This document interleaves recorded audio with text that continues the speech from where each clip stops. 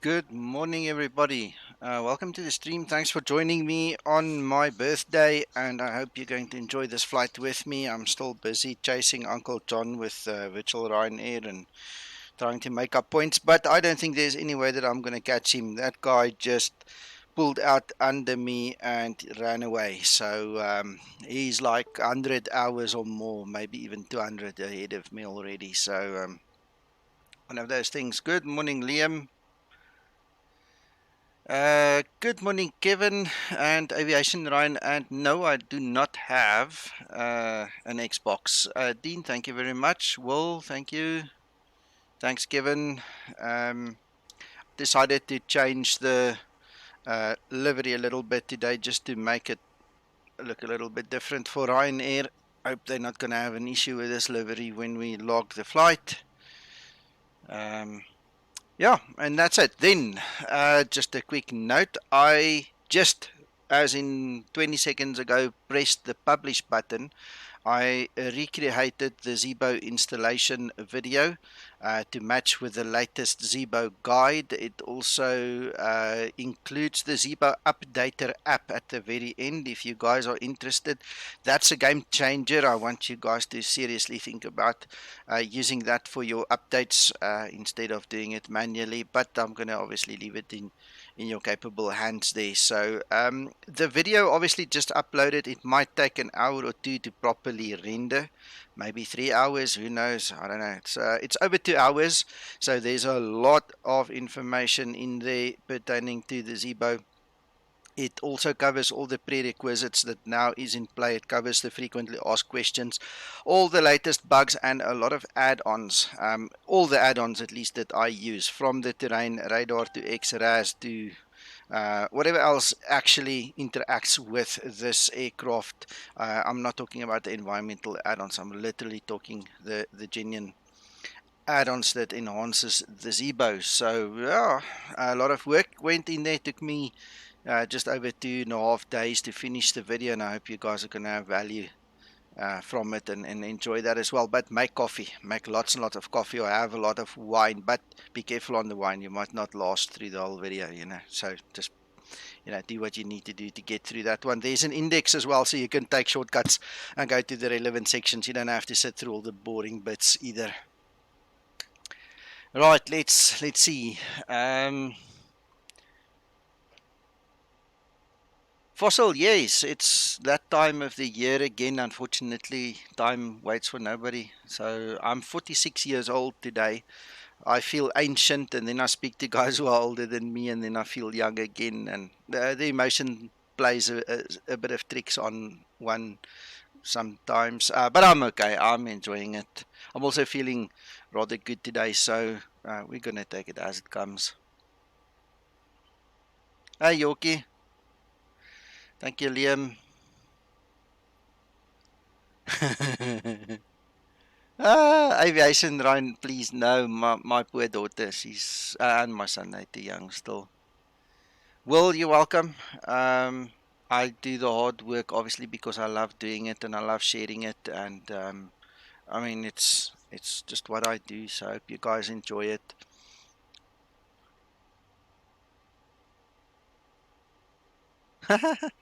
Yeah, my prime. Thanks, guys. Listen, if any of you want to join me on Discord, you are obviously welcome, and keep the chats coming. I haven't done much in terms of flight planning or anything, so we're just going to take it slow. My wife and my son are not home. It's just me and the daughter. She's doing her thing, and I'm just going to relax here with the flight. So, first, let's get some background information of the flight while we also keep on just with the chat there. Capture.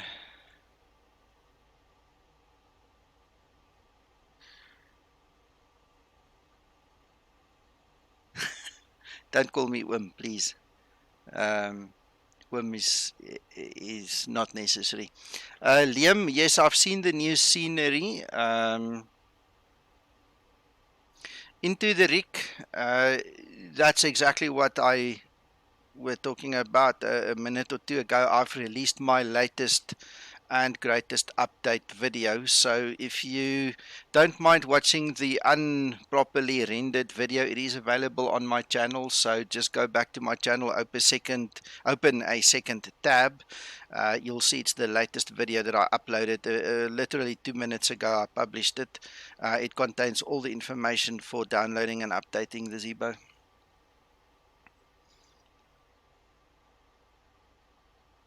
Aviation, Ryan, it's called priorities. You need to decide what you want to do. So enough of that. Let's quickly look at our mission for today. Basically, what we need to understand is we're going to fly from Naples. That's number 4 down over there. We're going to go up to Budapest over there. So LHBP. From LIRN, we're going to do flight level 390. What is interesting, and I'll show you guys just now, is this is a step climb that we're going to do. It's not just climb up there and get going. It's a step climb we have to follow. We are unable in the Zibo to carry 169 passengers. The Zibo can only take 164, so we're going to cap that. And then depending on the runway and all, we're going to actually cap the cargo. I, in actual fact, think when I did the flight planning, I didn't take any cargo. Lima India Romeo November is a very short runway, and depending on the temperature, we've had it in the week. I've flown in and from it a couple of times during the week. It was too short. We actually had to dump some of the passengers. Even we couldn't even carry all the passengers because the density altitude, because of the heat and everything, just made it inoperable at the given specifications by Ryanair for the virtual airlines. So we'll have a look at that just now. We're going to fly the 737-800. The total flight length, according to virtual Ryanair, is 1 hour 40 minutes. I seem to recall about 20 minutes less in the planning, so we'll have a look at that as well. Let's get this off our screen and go on to PFPX.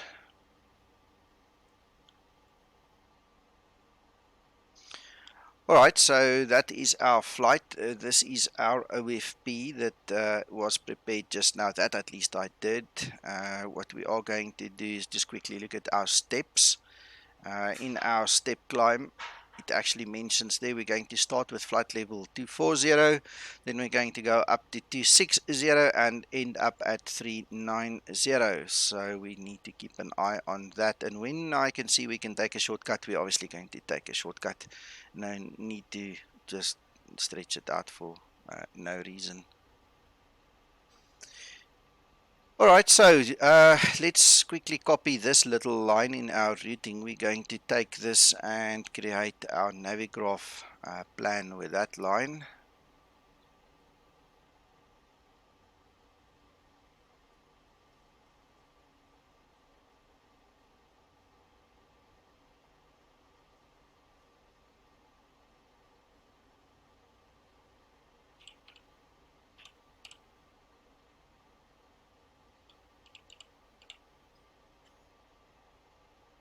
And I just need to check what my alternate was. Can't remember offhand. LHDC.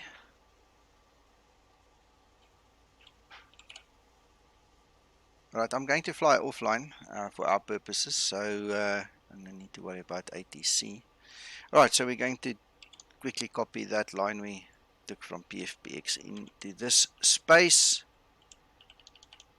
Get rid of that inscription for the airport and click save. There we go, halfway done. Going to quickly save our charts.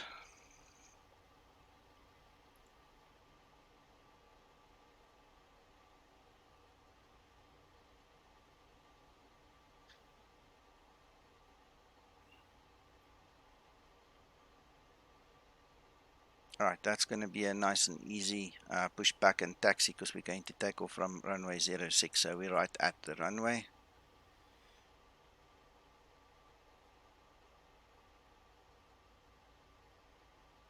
Alright, straight out departure, no big deal there.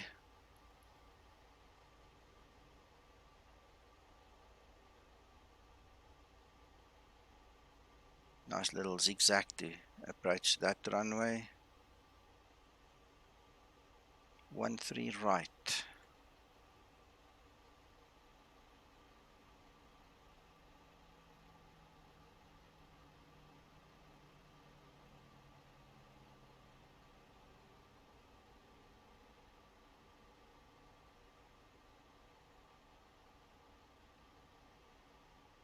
That's very interesting.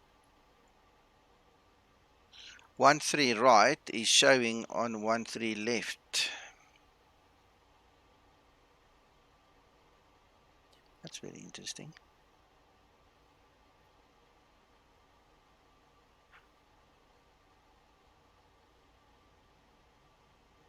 There is very definitely a discrepancy here between what we think we should have and what it's telling us. So we'll keep it. We'll double check with the aircraft when we set up, make sure that all those things are actually where they should be.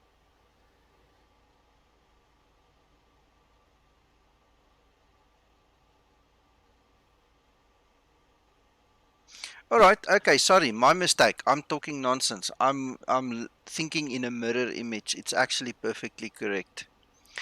Fossil, yeah, you spotted it before I did. It's when I looked at the next chart. It obviously was right. I was thinking in the mirror image. It just goes to show you um, how easy one can make a mistake. Thank you so much for pointing that out. Just as I realized what I did. That's perfect. Yeah, it's strange to be human, eh? Sometimes we just make a silly little mistake. Right, let's have a look. See. Go back to our airport. We can move that out of the way. I suppose it won't help if I say it's the old age now. I'm not that old. I can already hear all the old age jokes coming through from the family today.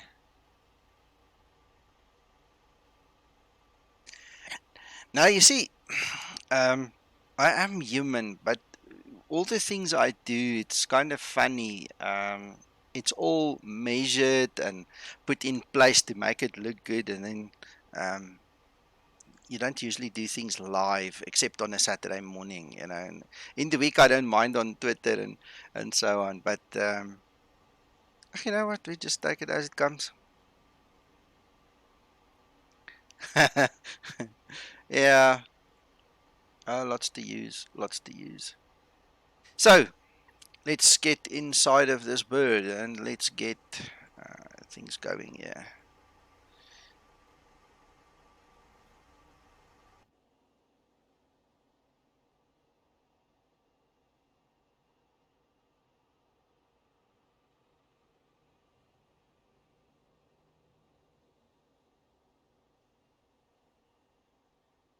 Ground to cockpit. Plan acknowledged. Call me through the menu when you are ready.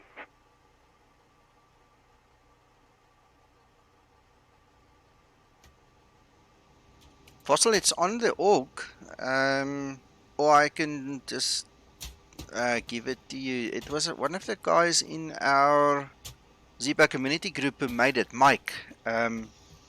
It's a lovely livery, this. I prefer flying it above the ordinary one. I'm going to try my luck today and see if they accept it.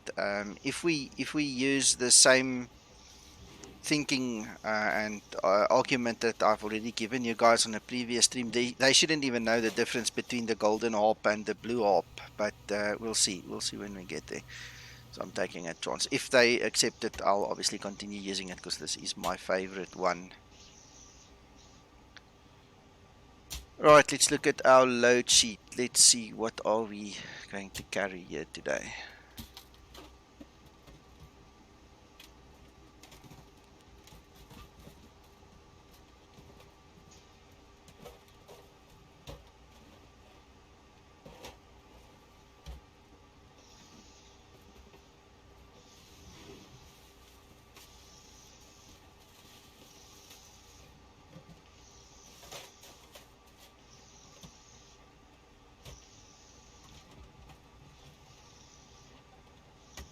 On safari, that sounds wonderful.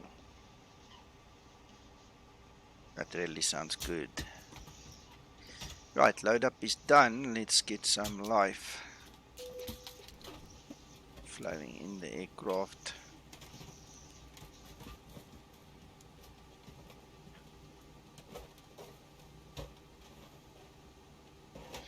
By the way, guys, Uncle John and Paul are having a real world meetup at some real world flight simulator meeting with some other club somewhere in the UK. So in case you were wondering why he's not here or why Paul's not here, they will be back later on. Maybe if I can squeeze in another stream later,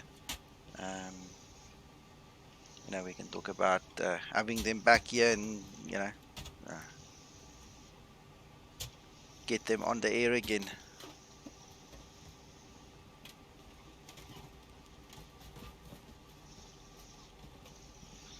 Excellent. Good job, Fossil. Good job. Takes a wee bit of time to just remember all the sequences and get going, and then it's okay.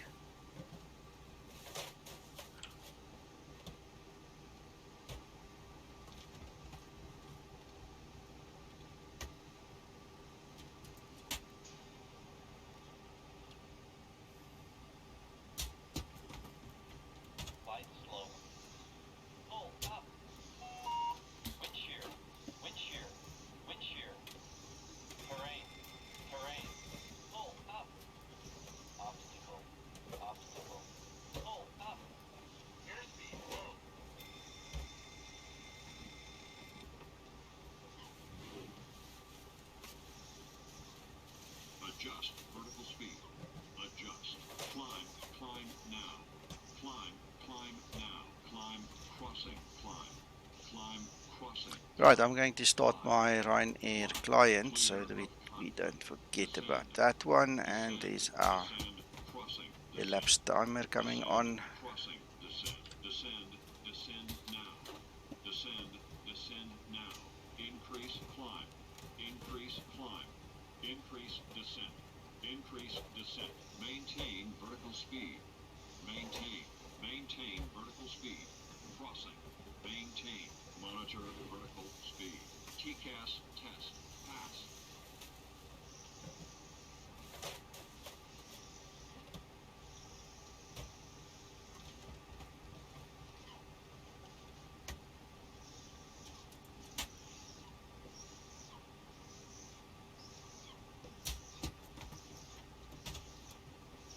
Ooh, well done. I don't know why that's happening. Not supposed to be that way. Okay, there you go. That should fix it. Fossil, sorry, I didn't realize it was stuck. I had the display capture on, and that seemed to have died on the Streamlabs OBS for some reason. Don't know why.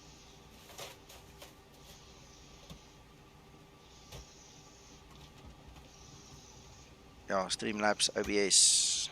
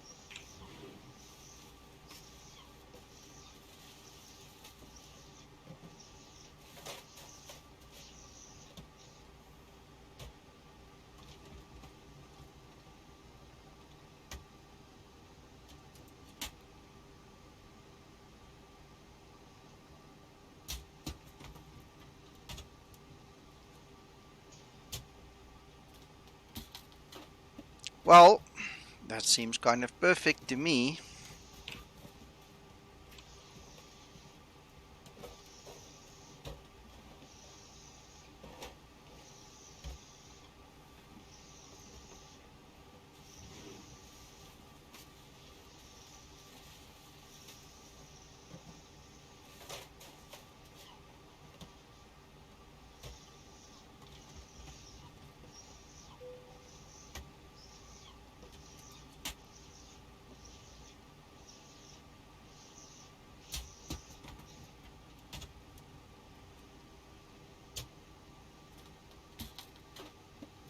Right, so we're going to end up at 390, but we're going to do a step climb. So what we're going to do is just set it up here already.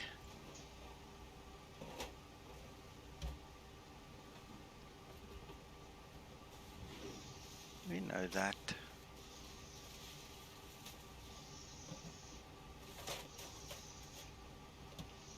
And 15.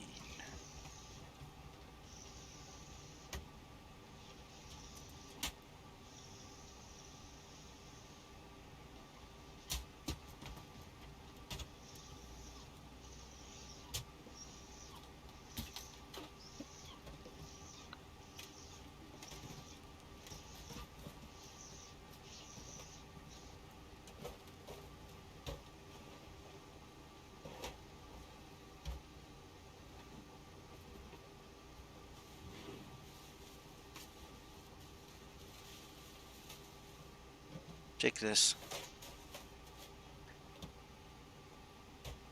I'm actually talking about this very fact in the new install video. In the week with the heat and with the elevation differences and stuff, and now this thing doesn't want to just highlight those lines. Anyway, you'll see what I mean. Look at the TopCat calculations here. We've got a V1 142, then 143, then 149. That's exactly how the Zibo calculates them. So what happens is sometimes there's a variance of maybe 1 or 2 knots. In the week, I actually had it go up to about a 5 knot variance for some reason, and all I can think of is, you know, altitude and density altitude, stuff like that. You know, that's causing the issue with the heat that hit this area. So there we go. Now we're back to normal, and the equation works again. This is one of the reasons why I don't use flight simulator information in the real world, because the flight simulator stuff is not made to the same fidelity as the real world stuff. So it doesn't take into account all the little things like density, altitude, and stuff. So basically what I'm saying is the calculations are good, the figures are good. If you look at my new install guide, I've included all the data as Twixter gave it to me personally. Everything is the way it should be, but density altitude is very definitely real, and it's going to screw with you. So don't split hairs. It's not necessary to go that far. Even if it's a 5 knot, it's going to be a once or two off in a very hot environment, depending on altitude. So interesting indeed.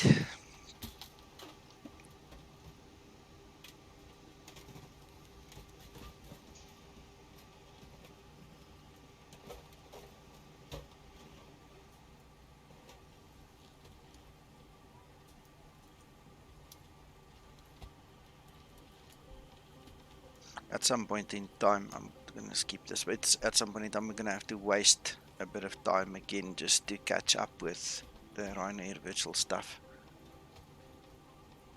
Then to go too fast for that, then we just have to sit and chat a wee while.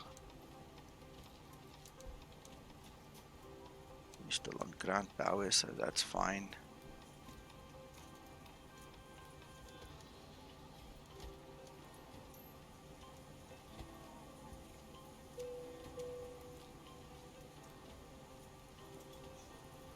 I don't want to start the APU until about 15 or 16 minutes, so we'll have to revisit that portion of the checklist, but we're going to set up the rest in the meantime.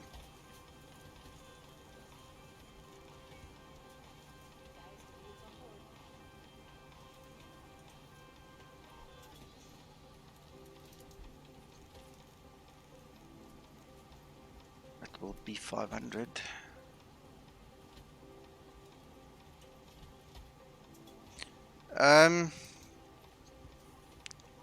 Depending on the circumstances, I try and do it sooner rather than later as well, Fossil. And even in my checklist, there's a special place which is about the last place that I would normally do it. For some reason, obviously, I talked too much this morning. I just waited a minute or three too long. Yeah. I'm gonna just do the rest of the setup then while we are waiting. So if anybody is diligently following the checklist, don't do what I do, just do what I say. There's obviously a reason I'm doing this, and that was supposed to be a joke, just my silly sense of humor.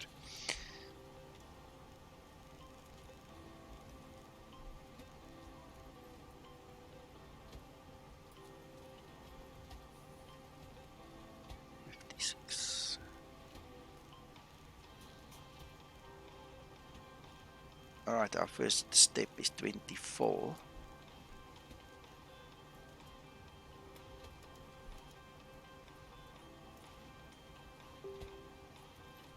Albert, I've tried very unsuccessfully, not been able yet.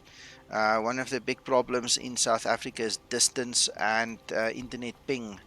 The internet ping between us and Europe is anywhere from 200 to 500, and to the US it could be anywhere from 200 to 2000. So that causes a bit of a concern to me. I haven't tried it with somebody local in South Africa yet. And also, look, there's a new version. Version 3 came out in the week. And Andre Correa said to me that he wants to try it with me, but we haven't tried it yet. I haven't tried it with local. On the local ping, we should have 1 or 2 milliseconds, so that should be perfect, but I haven't tried it.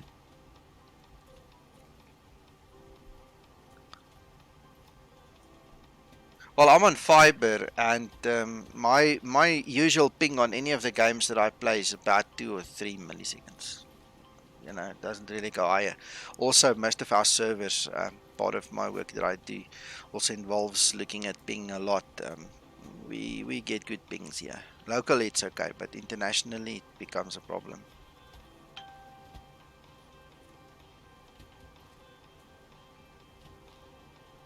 Ladies and gentlemen from the flight deck, this is your captain speaking. On behalf of all the crew, welcome aboard this flight.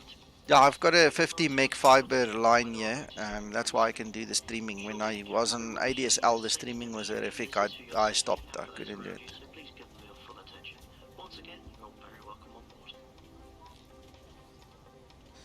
Albert, what you need to do is join me on Discord at some point in time, and then you and me and Fossil and whoever else are local need to maybe do a test run, see if we can get it going. My Discord link is in the video description below the video, so just come and join us there and join us on the Zibo pilots group and stuff like that, and then we see if we can get it going.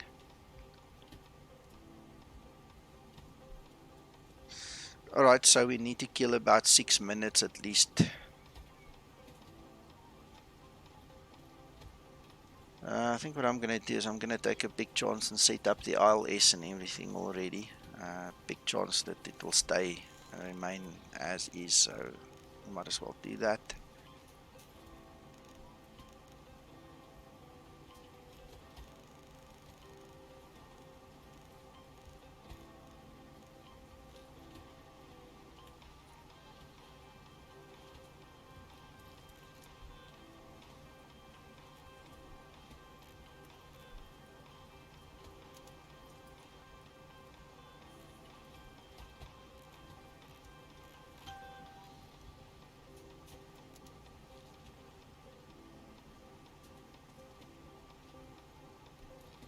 You don't do it in the FMC. In the FMC, I've pre-programmed it for where we need to do. I'm going to do it via the MCP. So my MCP will be the governing body, so to speak. And then every time that I change over there, I'm going to use the altitude intervention button, which is that one over there. So just press that button, and then it will climb to your next step.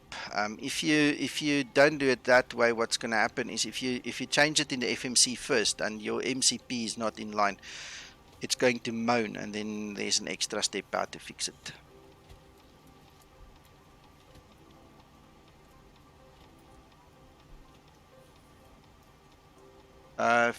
Fritz, nee, ek het nog nie vanoggend 'n e-mail gekry nie. En as hy vroeër gekom het, het ek hom gemis, hoor.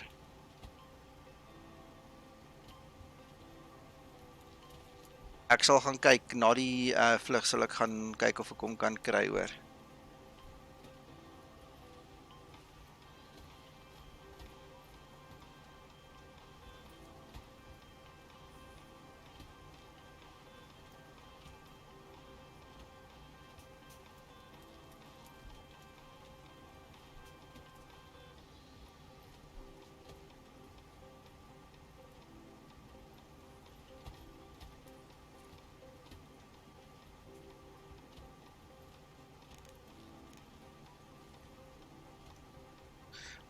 Nee, dan het ek hom dit ingesien, maar ek was besig en toe het hy nou maar weer uit my kop uitgegaan, so ek sal hom moet gaan soek. Wat ek wel kan voorstel, nee, is as jy 'n paar sent het, koop vir jou X-organizer. X-organizer sal vir jou al daai goeders uitsorteer en dan jy weet, jy laai maar net die goeders in soos jy moet en dan gaan jy in X-organizer in en dan pak jy die goed op die regte plekke.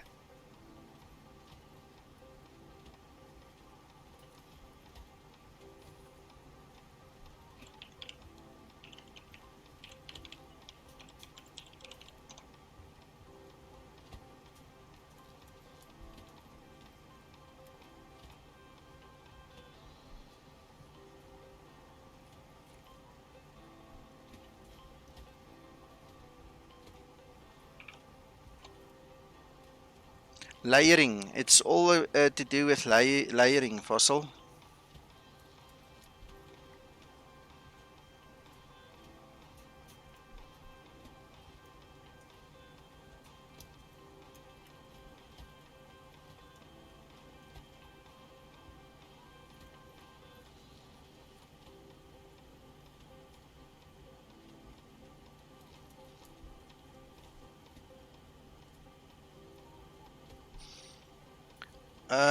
Okay, I'm going to answer both questions quick. Fritz, the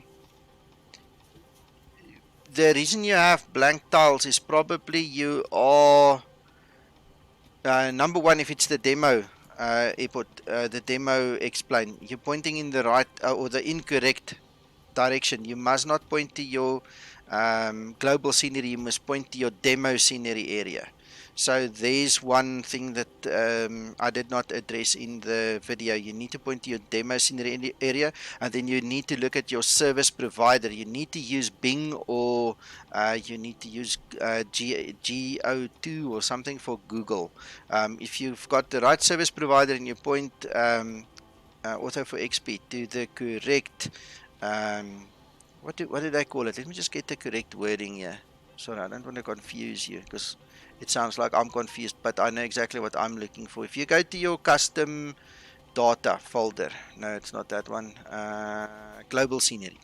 You've got two folders in there. The one is the demo area and the one is the global scenery. So when you create tiles for the rest of the world, you use global scenery. But when you are in the demo area, you need to point to the demo area. So just make sure you've got that set up correctly.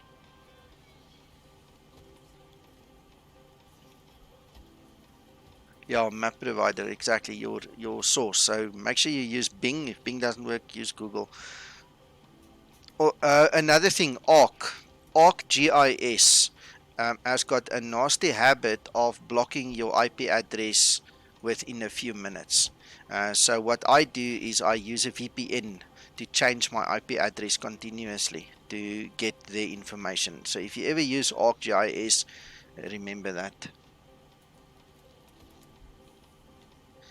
Fritz, yeah, that's scenery layering. That just means that your overlays are either not there or in the incorrect place.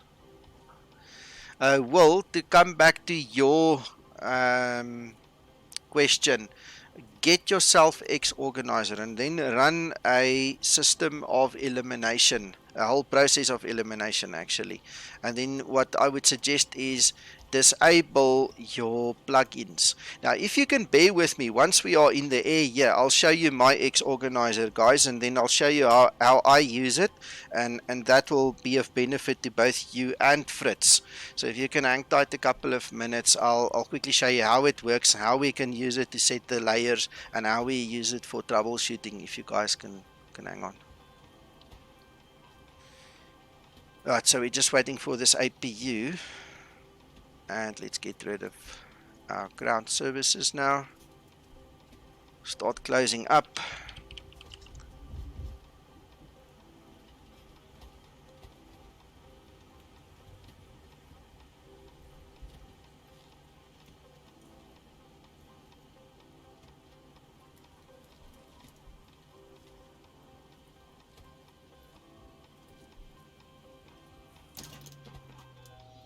Oh, that helps a lot. Got to click my buttons before disconnecting. Fortunately, Zibo remembers that I did the rest, so no biggie. Ground to cockpit. Tow is driving up.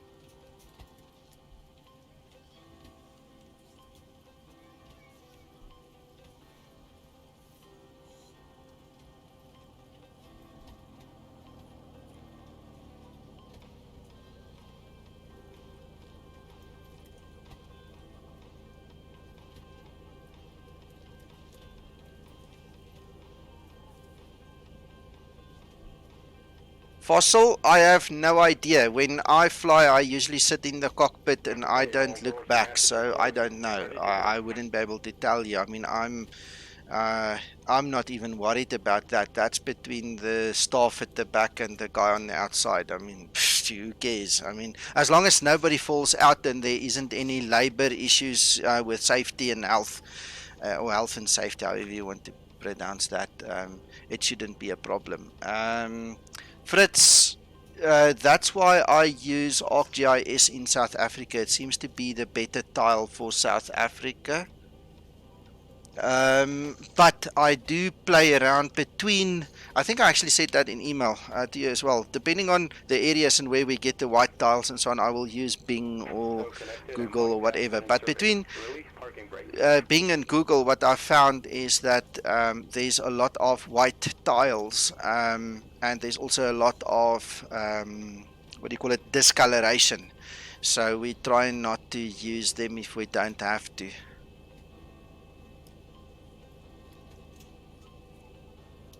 Starting push back, and you may start engines.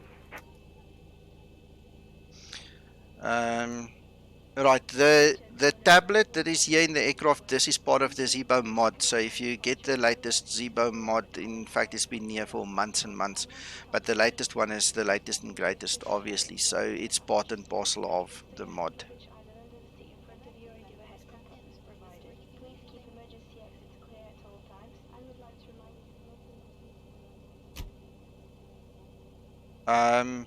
Fossil, you are splitting hairs. Which is why I'm thinking logically they would probably close the doors first and then the guys would pull away. But that's not for me. I don't care. If you look at that space over there, there's no jump seat modeled. When I climb into this aircraft in real world, I go pull out that jump seat and I make myself comfortable there, and I don't care for the rest. Yes, Fritz, the aircraft is freeware. It's absolutely free.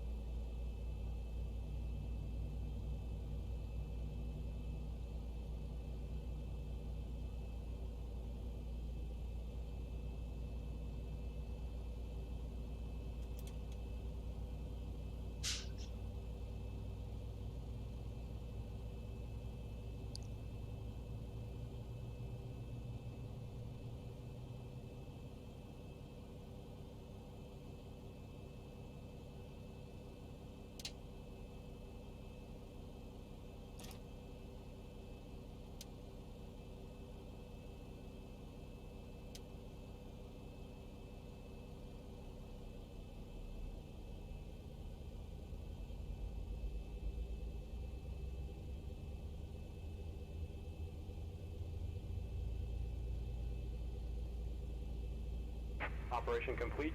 Set parking brake. Disconnecting tow. Stand by.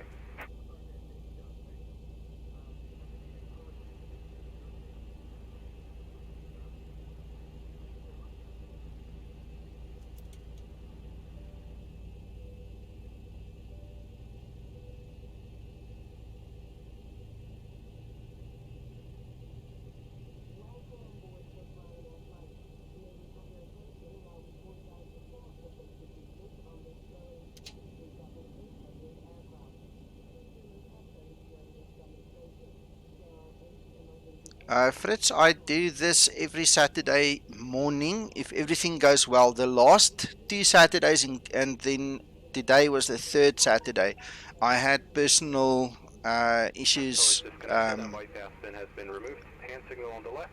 We'll see you next time and have a safe flight. I had personal reasons to not do the 10 o'clock South African time, 10 a.m. flight, and that's why it just happens a little bit later. But it is usually, and hopefully from next week on, we'll be back on schedule, 10 a.m. local time. That's 800 Zulu. Then I do these streams, and then also during the week I actually use Twitch, because Twitch doesn't save the mishaps and the jolling around. We mess around there. It's more relaxed. We do all our test flights and all the other nonsense that happens there. We talk a lot of nonsense there. On my YouTube channel, this is more my um, podium, where I put the better stuff, where I put stuff that I really want to keep. So I tend to behave a little bit more, and we keep it more civil and proper. So that's why it's scheduled for the Saturday mornings. And then also on a Sunday, depending again on time and family, I will do another flight, either some airliner or some GA stuff with a prop job somewhere. Fossil, no, you don't. You don't. But we're not going to get into that now. We don't care. We're on YouTube now, so we're all okay.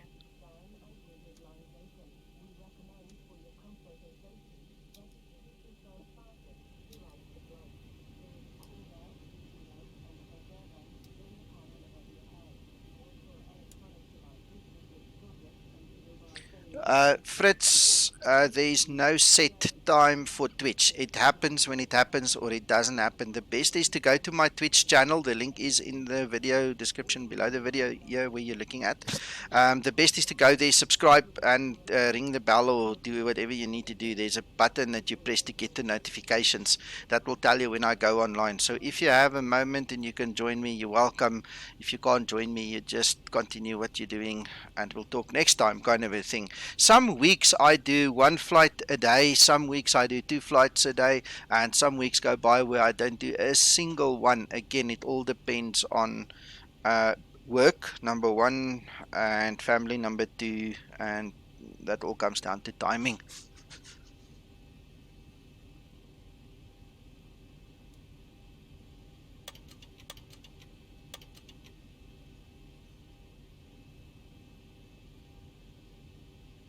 I don't see you on Discord. You need to actually come into one of the rooms. Just connecting to Discord doesn't show you. You need to come to one of the rooms. If you can come to the Skymatics FBO right above me, I can drag you in.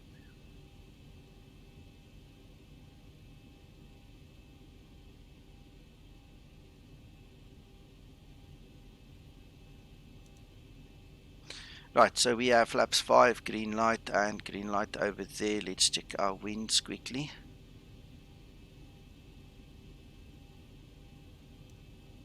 Three-knot wind, so we still have winds calm. Backs on, air conditioning right, taxi lights on. Let's go.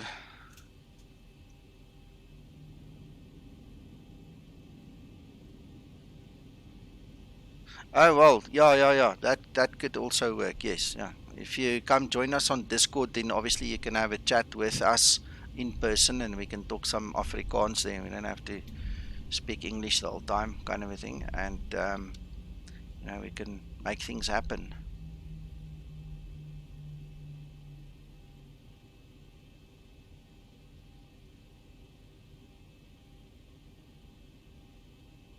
Oh.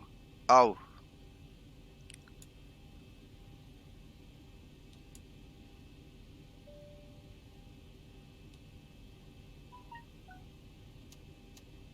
Okay, the cabin is secured. Have a good flight.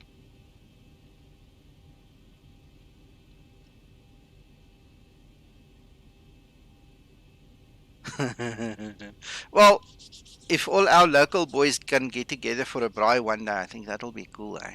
We must try to do that.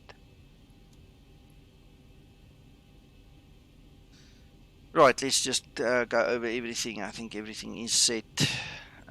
We need the weather, we need the terrain radar. Transponder is set, trim is set. Let's go.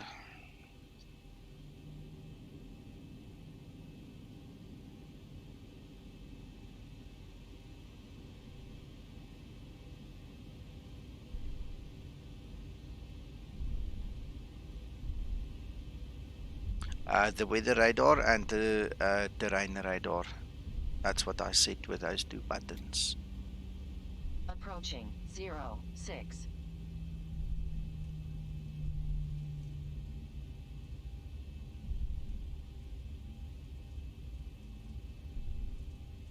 Right, so because this is a short runway, I'm just going to line up and then I'm going to go for it.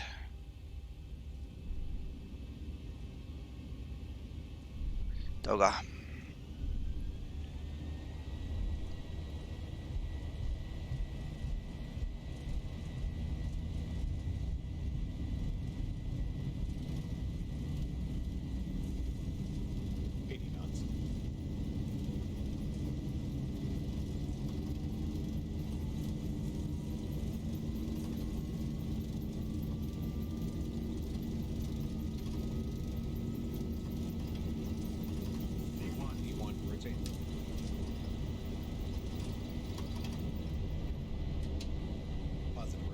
Gear up.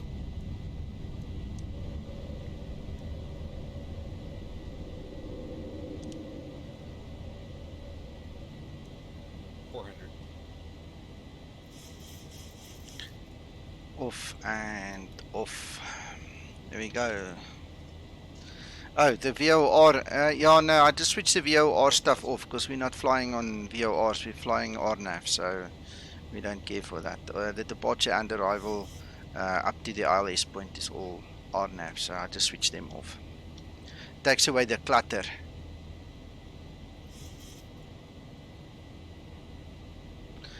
Yes, the new rudder pedals have been tuned a little bit. As you saw there, I'm much more stable with them now. I had to bring in a nice curve on the setup to make them actually less sensitive, because man, out of the box they were killing me. Way too sensitive.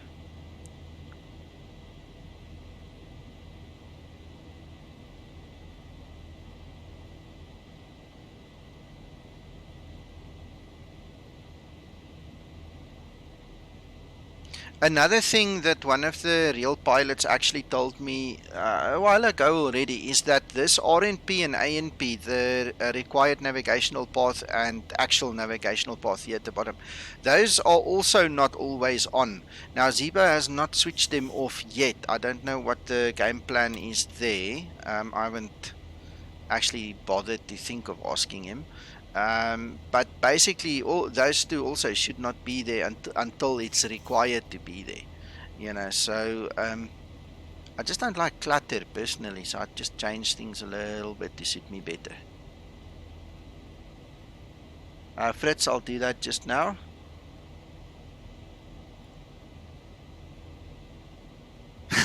Fossil. You know the story of a little bit of information is dangerous. You don't tell everybody everything because people run away. They misinterpret and misconstrue things, and the next moment you've got shit, and then you've got more nonsense to handle than it's worth. Eh?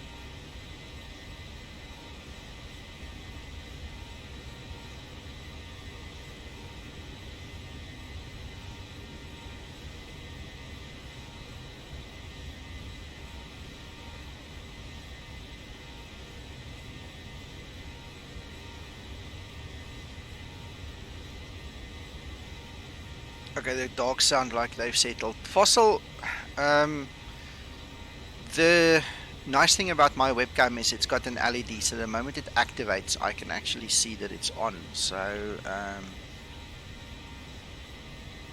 I doubt whether anybody is going to be able to get in here, especially with my firewall and everything. The whole security setup this side is like overboard, so chances of anybody spying on me. If I don't switch it on, you're not going to see me. I mean, you literally need me to do this if it will come on. There you go. If I don't do that purposefully, you're not going to see me.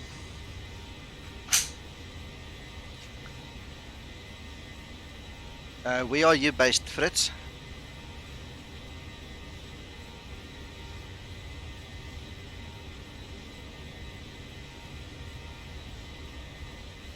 But Fossil, I also know that I set up the security on this network and on this PC, so the chances of this thing getting hacked from the outside is zero, and the chances of somebody human engineering me to give them access is also very limited.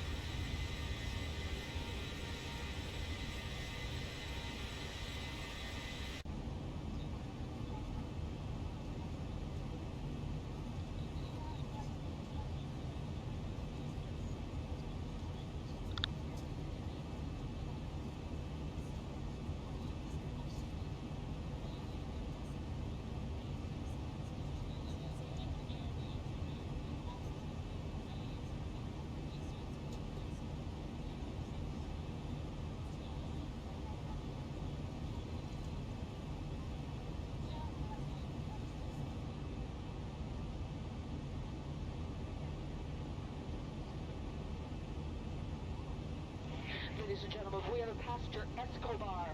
Passenger Escobar. This is in regards to a special meal. Would you please identify yourself to a flight attendant? Passenger Escobar, please.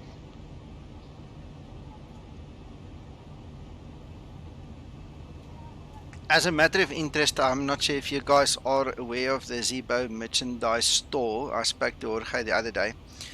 He has done a design, and I haven't seen it yet, but he's done a design on Passenger Escobar for some of the merchandise. And I'm kind of looking forward to that. I still haven't received my shirt from the initial purchase. I think somebody stole it in our postal system, but we'll give it another month and see if it comes. But if you guys are in a position to order these things, please do so. It really helps.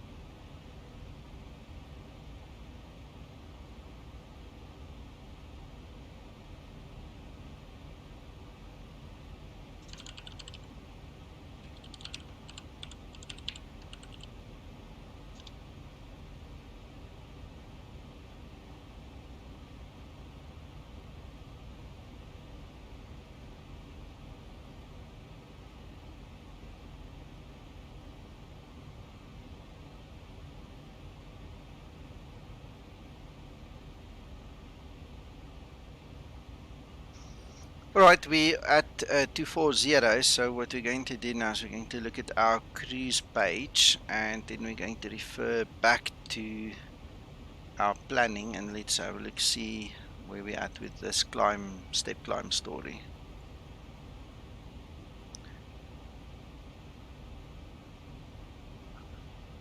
RUPAX would be the next climb for us. Alright, so it's right in front of us. So once we get to RUPAX, we can then climb to flight level 260. Then at XOLTA, we're going to then, no, that's the next one in line again, we're going to climb to 390. If the cruise page will allow us, it won't, so we'll climb to 370.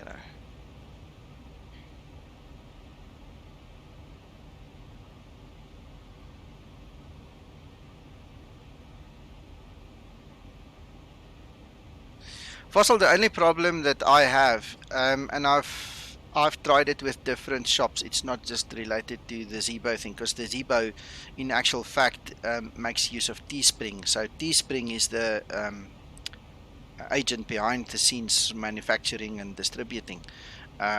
It's their responsibility to send it out, but nobody can take responsibility for our criminal system on this side. You know, I've given up on buying stuff from overseas because more than half of the stuff gets stolen once it hits our postal system. So there's no point in really buying it. You're welcome to give it a try, but I don't have any faith in these guys.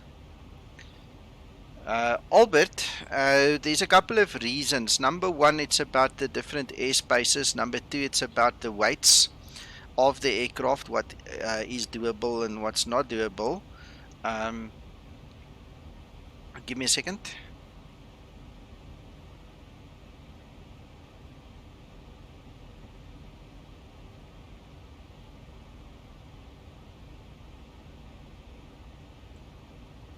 Alright, so if we go back to the OFP, no, they don't use couriers, unfortunately. And when you use couriers, I'm not sure if you know about the law change that happened in August last year. So I'll come back to the step change just now.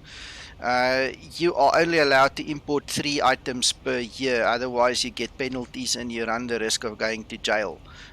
Because some idiot somewhere wrote a law to steal more, you know. So be careful with that one.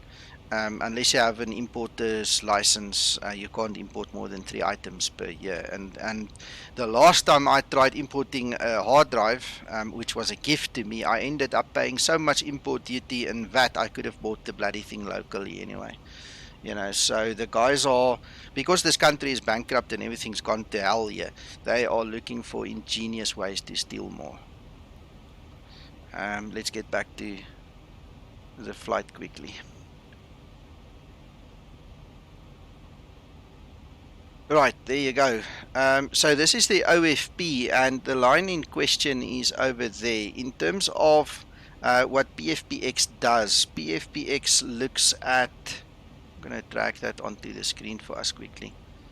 PFPX looks at the actual airspaces and everything in between there. So in that area over there, your airways have got certain altitude restrictions, and based upon the altitude restrictions, it then comes up with stuff like what we have over here, where it says to you, in that section you need to be at a certain altitude. So for a normal flight simmer, Albert, I would recommend just go to, you know, as high as possible and get it over with.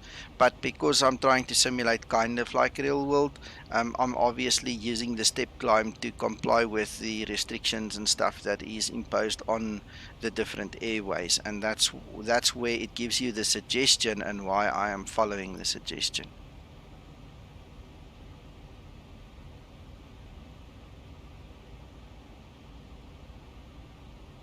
Fossil, I'll talk to you about that off stream then, because we're gonna have to start coming up with our own ingenious ways of circumventing the tricks, you know. So if they want to be tricky, we have to be tricky back. So we'll talk about that.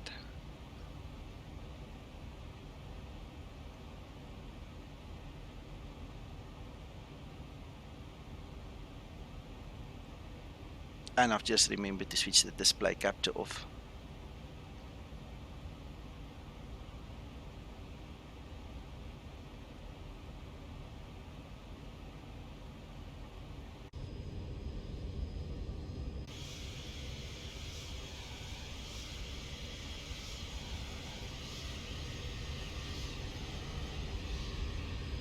Isn't that lovely?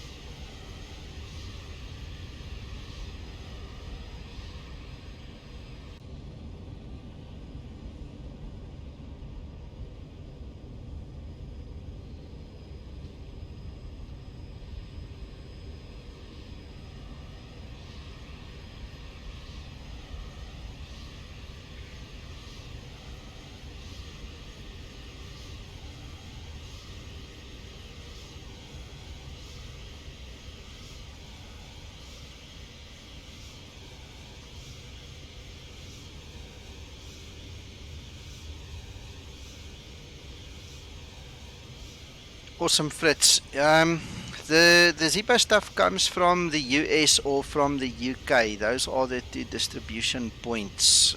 So China's not going to help actually. I was actually thinking of getting importer's license myself because that's literally where I'm forced to right now. But if I can put it off for maybe just a short while, that will help me. I mean, I don't want to bring in thousands and thousands and thousands of rands of stuff, but every now and then I've got a need to bring in something, and then you don't want to get threatened with jail time or some exorbitant extortion, because the guys keep on doing what they're doing. So that's something we have to keep in mind.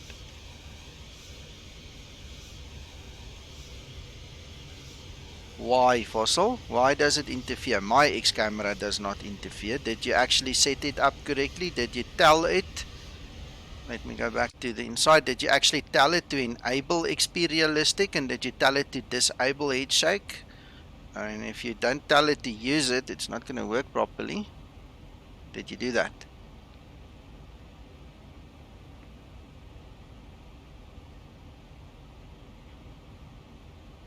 Yorkie, the way this step climb works is you have to start at the waypoint, and I actually forgot. Gee whiz, I'm talking too much. Let's quickly climb.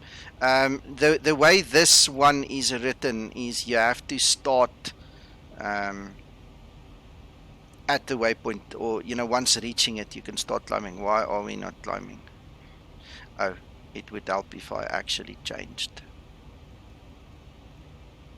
Where's that document? Let me just get my bearings. I'm obviously half asleep now again. Yeah, we need to go to 260. That's correct. I'm totally asleep. I thought I actually set the MCP already. I didn't.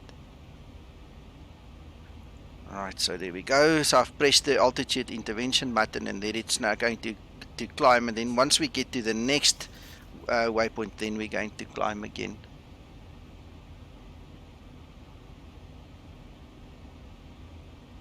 Fossil, the X camera tutorial is on my YouTube channel. You must just find it. I made a basic one. I didn't go into much depth, but you have to just find it. And if it's not part of the tutorial, because I can't remember what I said and didn't say, it's a long time ago, then you just have to ask again. Fritz, X camera is the camera system that gives me my views. So when I start clicking on my keyboard here, I've got all these predefined views that are configured for me, and it gives me the ability to also move around in the cabin like so.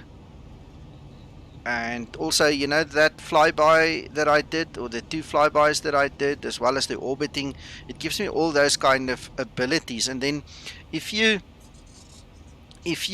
look at the way the aircraft turns, it actually has got the inertia and stuff built in, and you've got the simulated head movement. It's all in there. It's all part of, you lean into the turn. You'll see when the aircraft has to make a rather big turn, it goes like you're leaning into it or out of it, to counter it.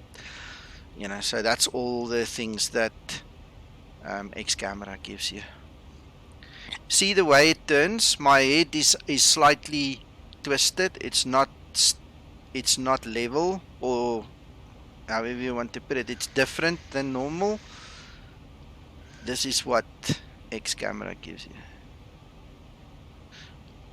Also, now XP Realistic has got a portion to that as well. XP Realistic exaggerates some of that. So it's kind of difficult to really tell you the whole story, but the two in combination gives you the whole shaking and turning and wobbling and all the things.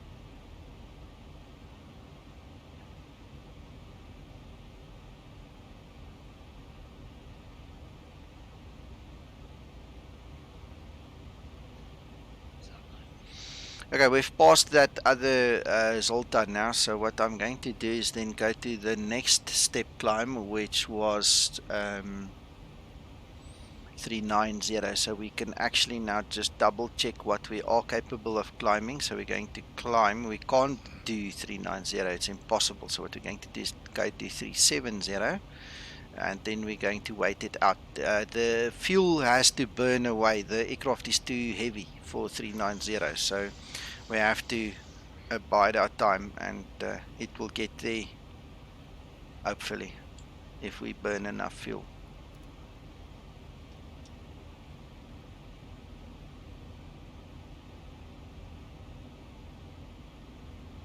Fritz, no, I've not flown with VR. I'm not a big fan of the VR story. I prefer having my setup the way it is, especially when I'm streaming. I've got 4 screens in front of me and 2, semi in front of me to my sides as well, and it just gives me a better feeling for everything. If I'm not streaming, that might be a different story.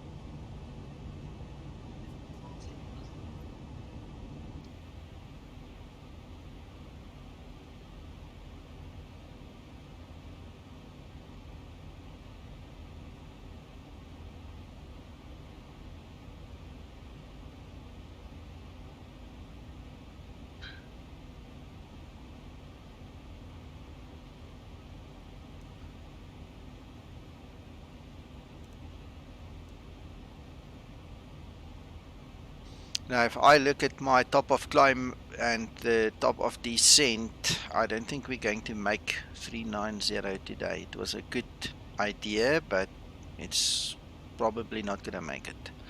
So what we'll do is we'll reset the cruise altitude in the MCP then for 370, and we'll keep it at that.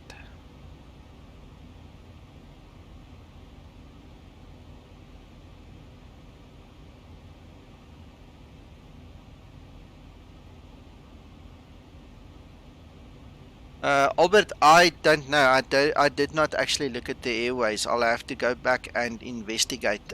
What I do is I trust the Zibo to know what is up, and then we are governed and obviously flying the Zibos. So I don't pretty much care. If there's a little bit of a discrepancy between PFPX and the Zibo, I'll rather stick with the Zibo governing the whole situation. So I don't know.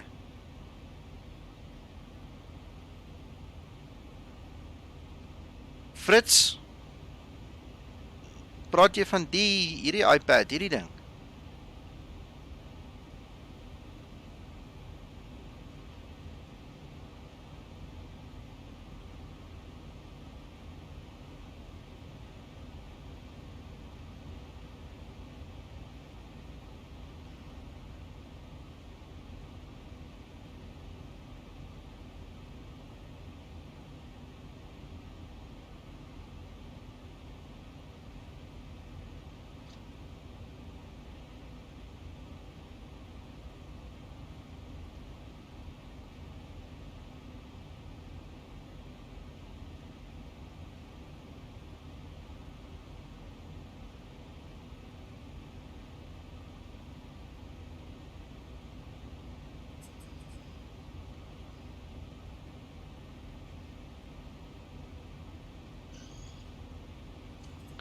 Frits, dit is deel van die Zibo mod, so jy gaan die hele vliegtuig moet kry, dan is hy ingesluit. Daar's die video wat ek vanoggend gepublish het, die hele installasie video met alles en alles en alles wat ek hierso gebruik in terme van die Zibo. So volg daai video, dan het jy alles.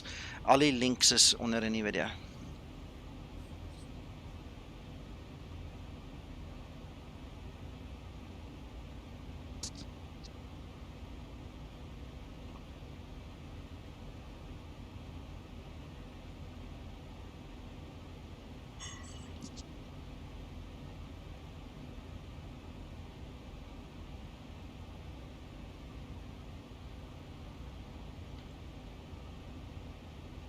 %100% free. The Zibo as you know it will never be payware.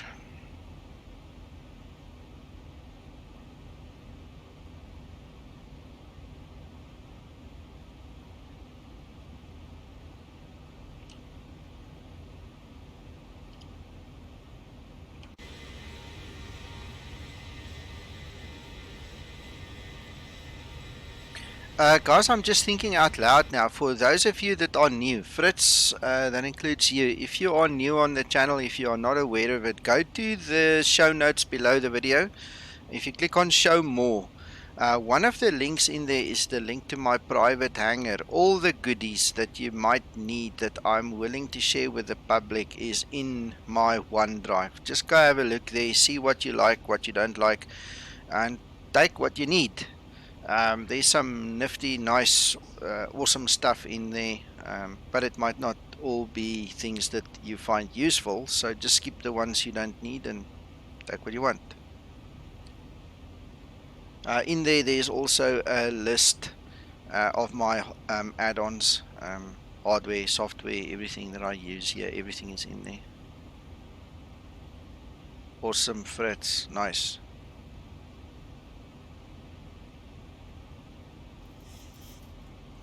No, passwords I don't share.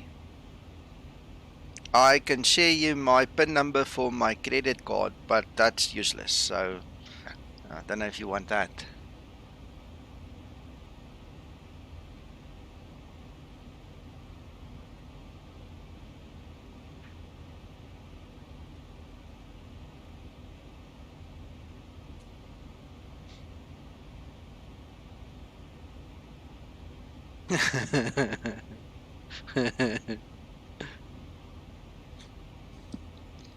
You have to clone it, and then you have to know when I get paid, and you have 5 minutes to drain it, otherwise it's useless.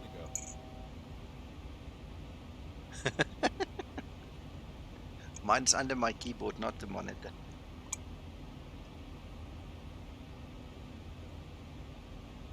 And some days I actually put it under the mouse pad.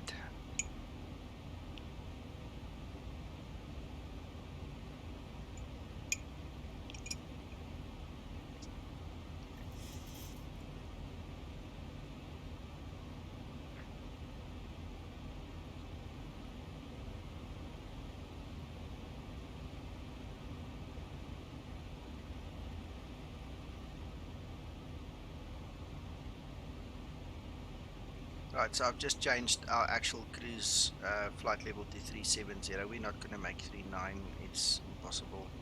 At the rate that we are burning fuel and the weight of this aircraft, it's not going to happen.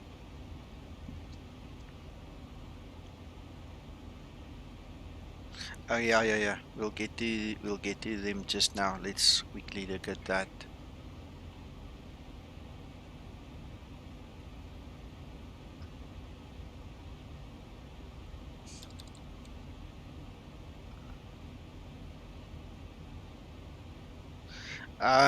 That piece of paper under the center monitor is November 810 Delta Bravo. That is my American call sign when I fly online in the US. So no luck with a password there, Fossil.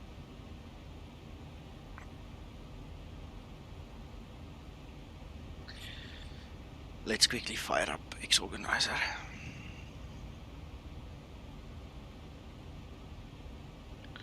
Before we do that, what I just want to do is quickly set up my descent. So, give me a second.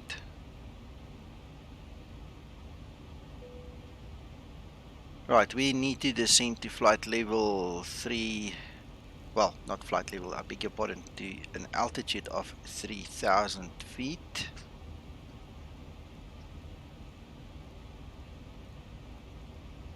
Right, we've got the ILS set up.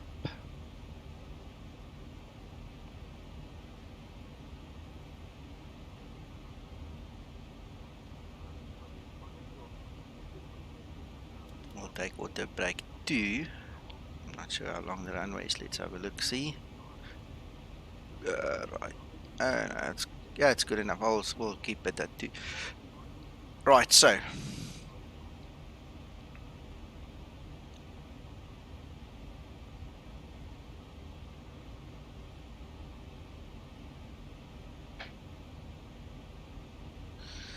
Albert, I'm sure we can do that. I'm not even gonna try the distance.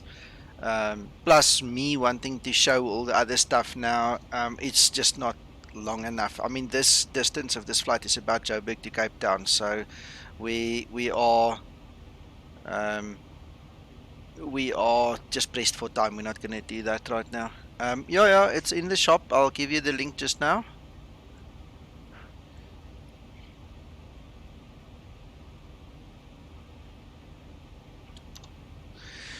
There you go, that's the link to X-Organizer, and this is what it looks like.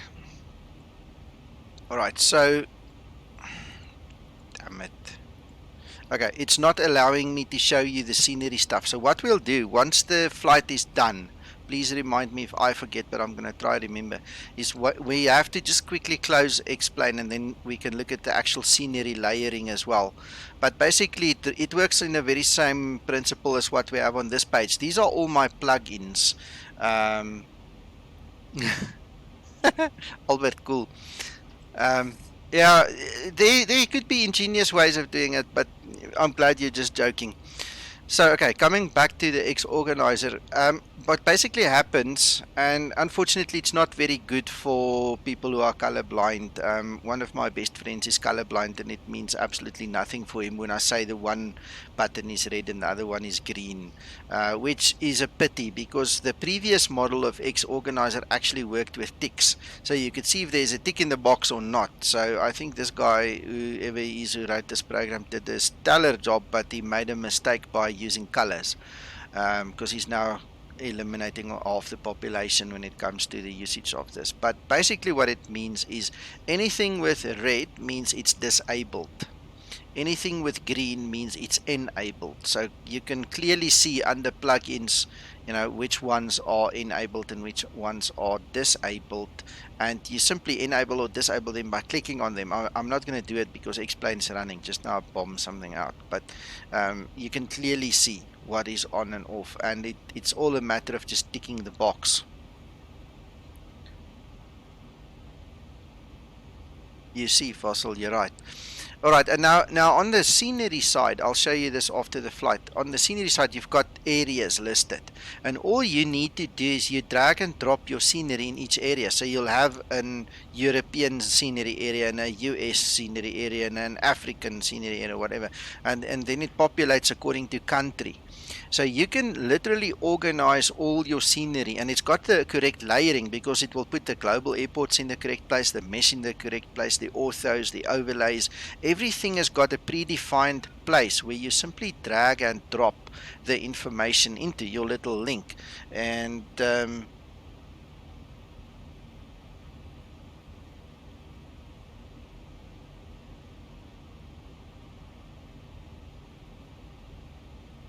sorry, I missed you there completely. Now you've thrown me off, but doesn't matter. We'll discuss that later. So this is the power of X-Organizer. The other thing that it does for me, you see now it can't even scan it for me. It's going to be better if we just do this after the flight, then I can show you the whole story. And then you can actually see, look, let me tell you what it does. It actually shows you the scenery coverage area, so you can see where your airports are, where your also for XPEs, where the overlays are, all these kind of things. So I'm just going to close it, and then once the flight's over, we can just run it again.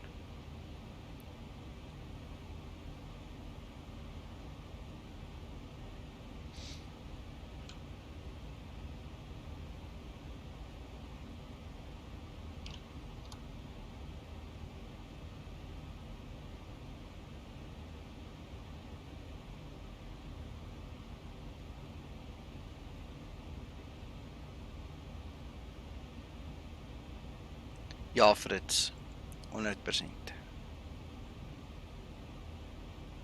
Hey, Timothy, you distracted me a lot, but it's okay. It's okay. I must learn to just concentrate on one thing at a time. Somebody was moaning about it the other day. I said, can't you just concentrate on one thing at a time? No, I can't. My mind's all over this freaking place. I'm multitasking like crazy.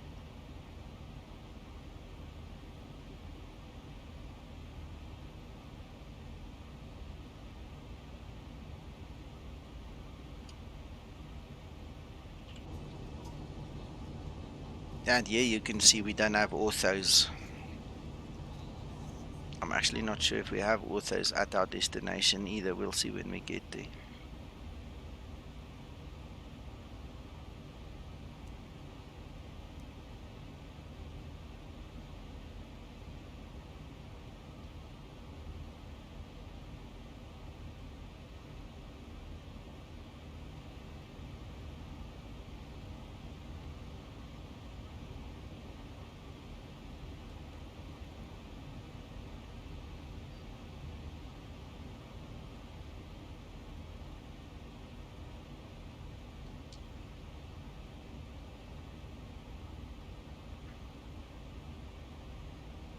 "129 nautical miles till top of descent." Almost there. Okay.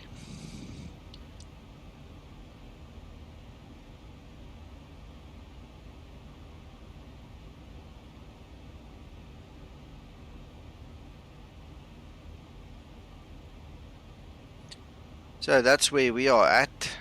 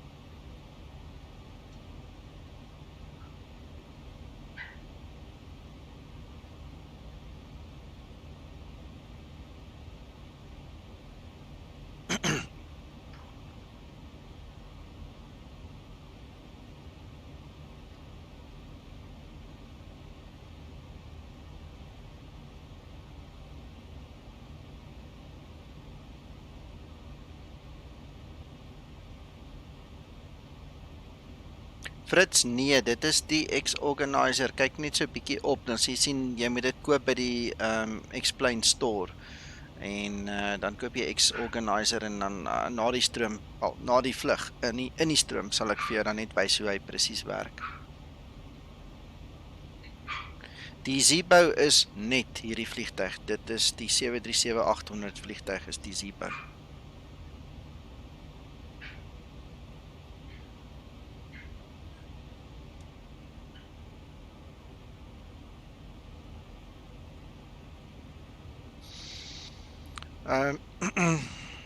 Something else for the new guys, not sure if you guys are aware of this, we actually have a map in here as well that you can look at.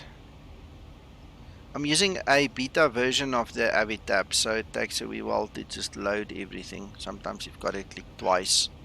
There's a bit of a map.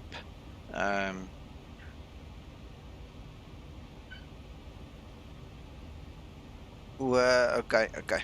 Now, this blue strip at the top that you see there above the mouse, that is part of the broadcasting software. That's got nothing to do with the Zibo. It's just to show the audience watching the video what my progress is, the speed is, the altitude, and all the other goodies are. I can't see it actually. It's literally just you guys and part of the broadcasting software. I need to look at my second screen to see the broadcast, to actually see that.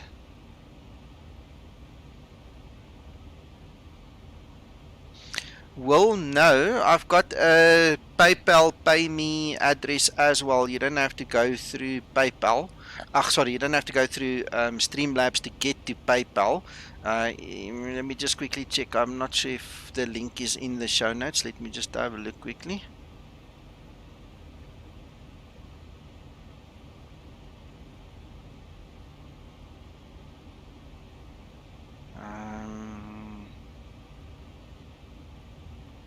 No, I'll quickly get you the link. Hold on.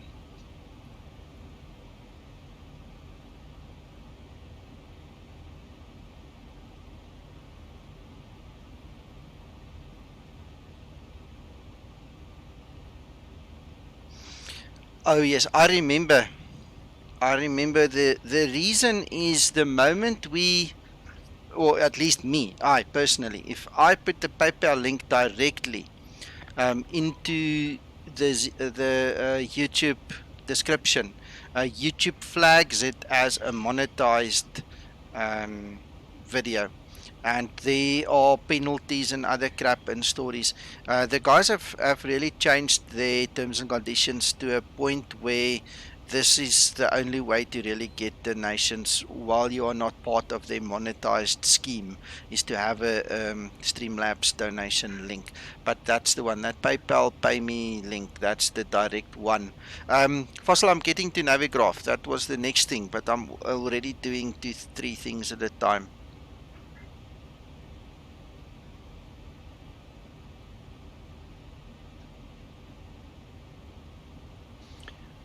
Fritz, I'm going to bring it back up on screen just so you can confirm this one. This is called Navigraph Charts. Yeah, this is Navigraph. It's payware. It's going to cost you $12 per month, or something like 78 or 80 dollars or euros per year once off. If you want this is a fantastic tool. I can't fly without it, so I spend my money on that. Well, no, you don't. You use your credit card. What you do is during the payment or donation process, whatever you want to call it, you specify that you just want to use your credit card, and it will take the money from there and put it directly in my PayPal account.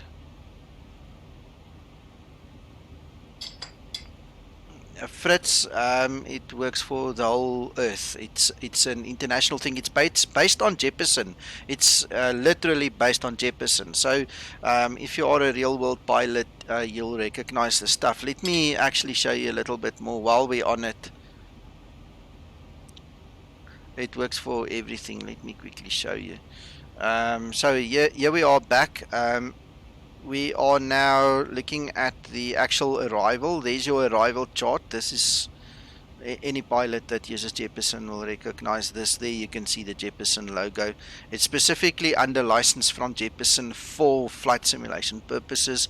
There's the ILS chart that I use to determine what I need to know and do, and all these other things. I haven't set up my minimums yet, so let's quickly look at that. It tells me that my radar minimums is 119 feet, so now we can actually go there and we can look at our radar, radio minimums. Why am I talking such nonsense? So it said 119, alright, so there you go. Now we've got our minimum set. We can now go and do the rest quickly. Descent forecast. What is the transition level here? The transition level is 10,000. My goodness. Flight level 100.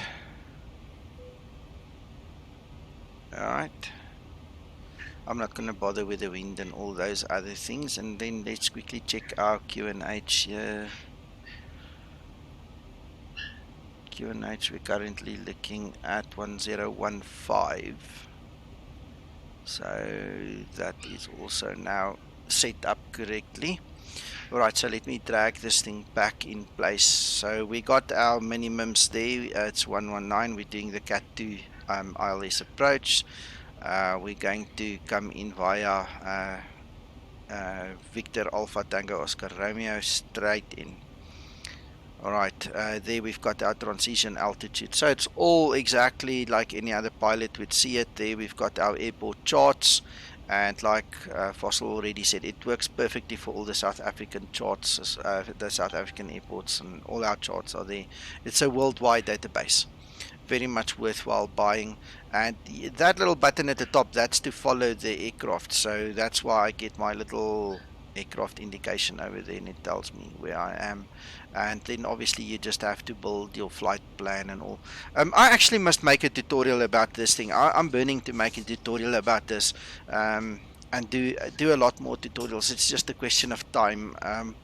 We got new contracts at work that's gonna take up a lot of my time, but in between I'll try and make another tutorial specifically on the new format as it is here, because this is indispensable if you really want to fly seriously. You really need this. Now to take it one step further, look at this. Right, so if we go to the AVI tab and we go to airport and we now go to LHBP, the Navigraph is now integrated into the AVI tab for us as well, so we can actually go to our arrival and we can then look up the VEBOS to Juliet, and now we can have that very same chart that I just showed you. There we go, there's the chart. We can go back and we can grab the arrival, and we're going to do, sorry, the approach. We're going to do ILS runway 13 right.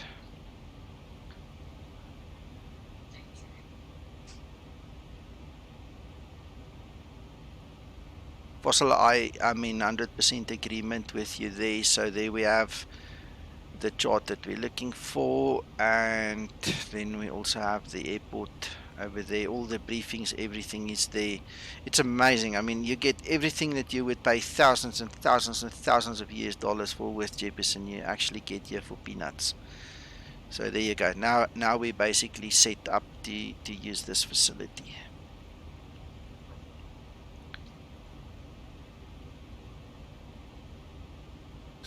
Alright, what we can do then is obviously just move it into a better position so we can actually see it.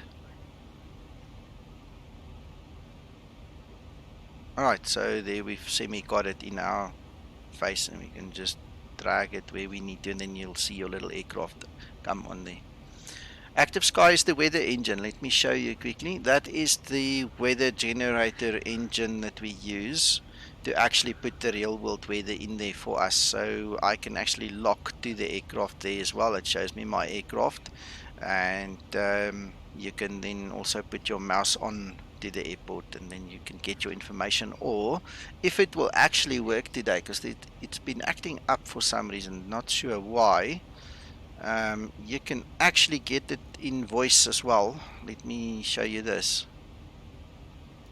Lima Hotel Bravo Papa Airport information Yankee 1030 Zulu weather wind 185 at 9er gusting to 20 visibility 10,000 sky condition 4,300 scattered temperature 30 dew point 23 QNH 1015 advise on initial contact. You have information Yankee. Okay, so the winds are gusting to 22. Lima Hotel. Fritz, some of it works, some of it does not work. Because I don't have VR, I can't tell you exactly what will and what will not work. Zibo himself is a big fan of virtual reality. He made sure from early on that this aircraft was very well optimized for virtual reality. But whether every single component in the tablet will work, I can't guarantee that. I don't use it, so I can't even give you an imaginary yes or no.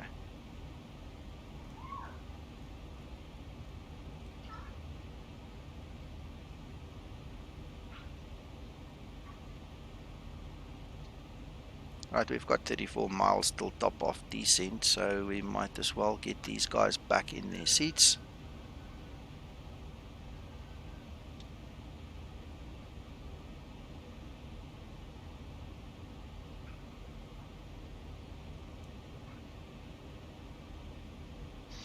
If you look on the outside, to give you another idea, Active Sky is responsible for the textures of these clouds. I'm using the Active Sky textures, and obviously being the weather engine, it creates everything related to the atmosphere. So any and anything related to atmospheric conditions and weather, anything that you see here comes from Active Sky. Fritz, nee, glad nie. This is not the same as the default. This is using the default base, but Zibo went and he created the Zibo mod add-on to put on top and to integrate with the default base, and this is where the Zibo mod comes from. And this is why I put the actual link to my latest installation video earlier on in this chat. I can drop it again if you want, but you're gonna have to follow that video to get the Zibo mod and to get it going, so you have the same as what I have. My video, the latest installation video, was published while I was starting this stream, so it literally happened about 10 a.m. this morning. If you guys are interested in seeing the latest and greatest version of it, it's live on my YouTube channel now. Active Sky is an external weather engine that uses a plug-in to put the weather information into the simulator. So what I showed you earlier is the external bit, that's the actual weather engine, and then it uses the plugin to publish it into the simulator.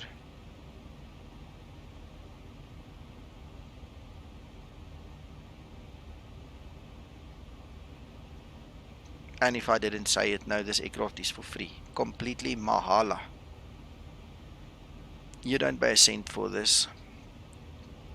This is also why I don't charge people for the training and anything I do with it, because the whole spirit of the project is it's freeware, and this is why guys give donations when they feel like it. There's no pressure if you want to do it or not.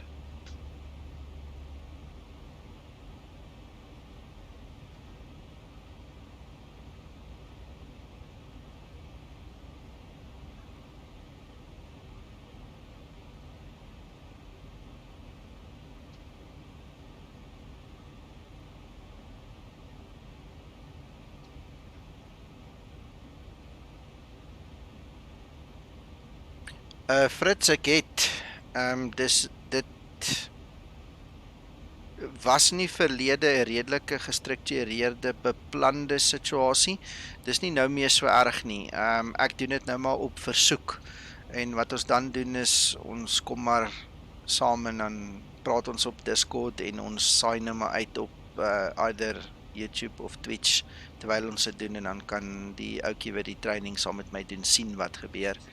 En dan vat ons dit maar verder, hè. Kyk ons waar so lê die gebreke en dan vul ons maar die blanks in.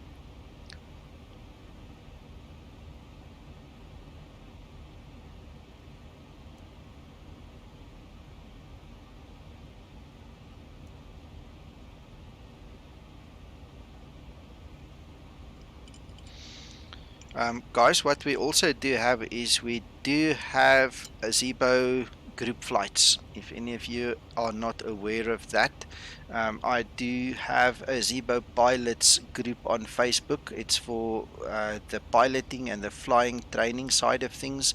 There are many real world pilots, including the Zibo developers, are on the Facebook with us. We do not do Zibo support on there. That's what the Zibo community and the forum is there for, and why I would rather do support on the other platforms. But if you guys are interested in flying with us, we currently do it on VATSIM.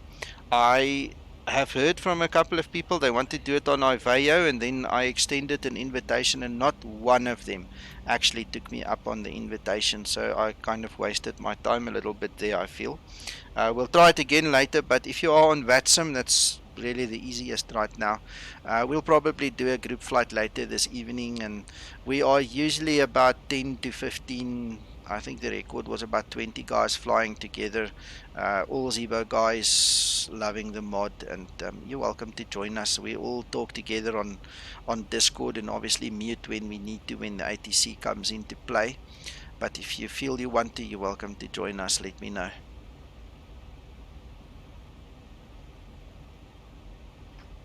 Fritz, Albert and Fossil and me kind of made a loose agreement that we want to test it. We didn't confirm the agreement. It was just in the talk in the stream earlier. We need to see. It should work. The Zibo is geared for Smart Co-Pilot. It should work. I'd love to see if it works. I have not been lucky enough to get it working with somebody. One of the Zibo developer guys and myself got it to the point where we needed to press the connect button, and we left it right there. We didn't follow through at the time that we did it, and we never went back to try it. For some strange reason, we just never tried.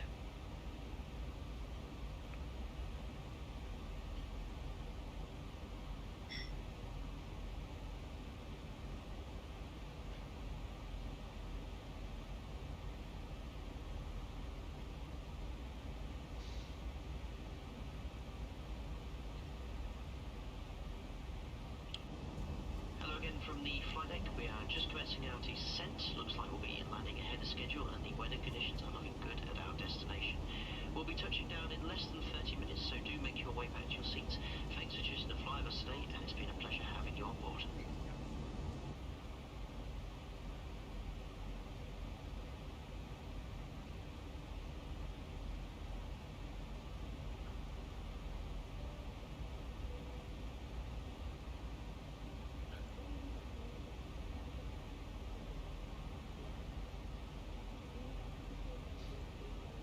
Alfreds, join us on Discord, and then you, me, and Fossil and Albert can make a game of it.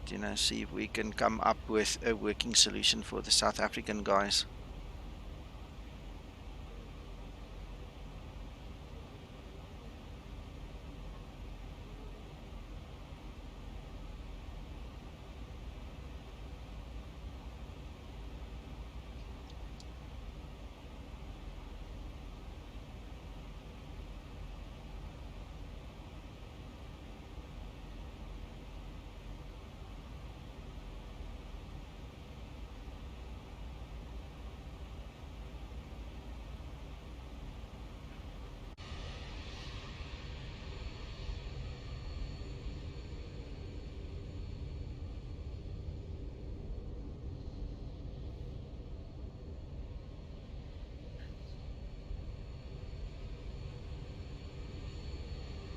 Bitrip, welcome to the stream. I have absolutely no idea. There's my XIVAP. I run it as usual, in the normal place as you can see it. I have absolutely no idea whether you can run it on a second PC.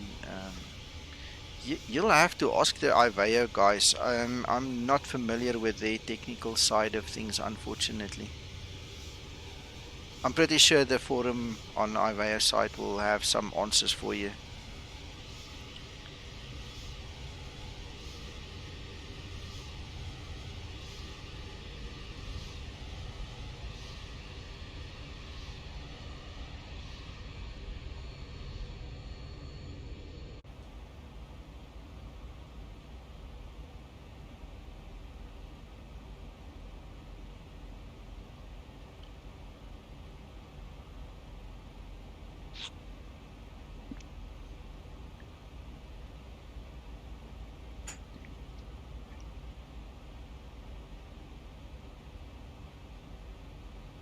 We used your name in vain, Fossil. That's all we did. We used it in vain.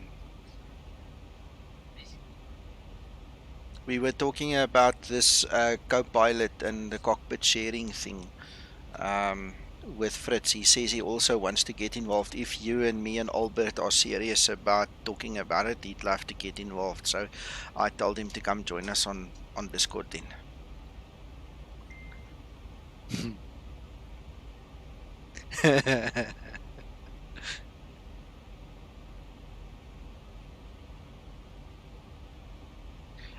Discord is the replacement for TeamSpeak.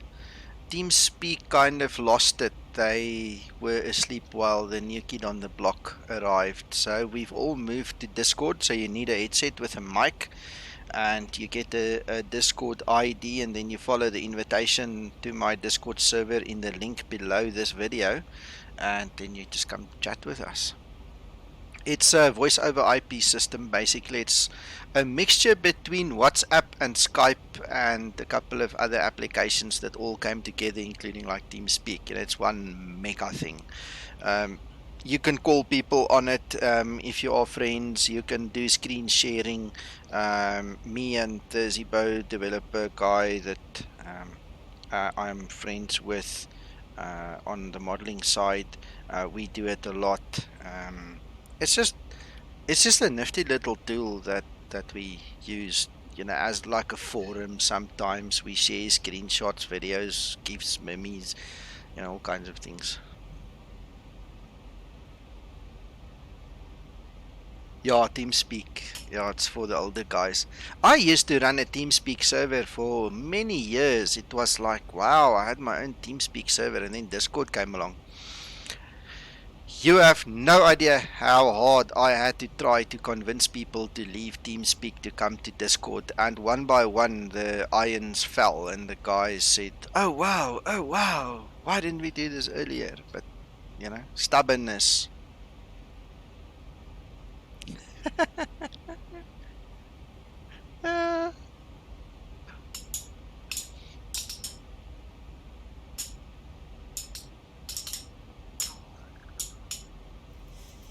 Well, Iveo still uses TeamSpeak too, so if you can get your head around that, that's even,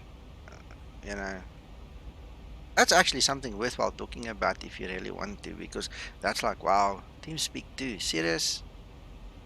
And it works. I mean, it works very well. It's obviously purpose driven, so there's a reason they do it, which is fine.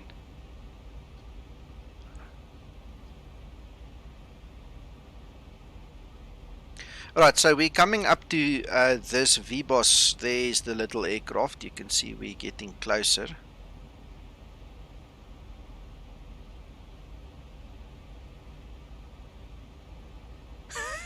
Nommer asseblief. Number, please. Joey, yes, I use TopCat.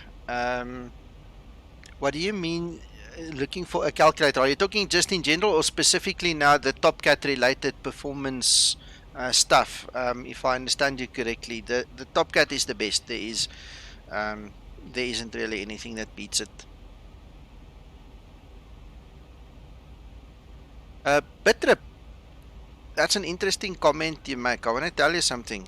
If you can bear with me and stick it out, I can tell you one thing. There's not much wrong with the VATSIM audio. 9 out of 10 times it's because the guys don't know how to configure their audio properly on their own machines. In terms of the VATSIM network, there's not much wrong with it, but the guys for some reason were never taught, and they don't understand how to set up their story. So you'll get one guy that does it and you get perfect audio, the next guy just sucks at it.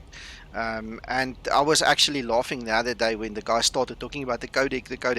The codec's gonna change nothing. It's a dream. The guys are talking nonsense. It's all about the client and the server, and then beyond that, it's about the personal setups. And there's going to be a lot of guys that are going to be crying because the codec didn't fix their problem, because the problem isn't the VATSIM problem, it's a user problem. So we can talk a whole day about that one.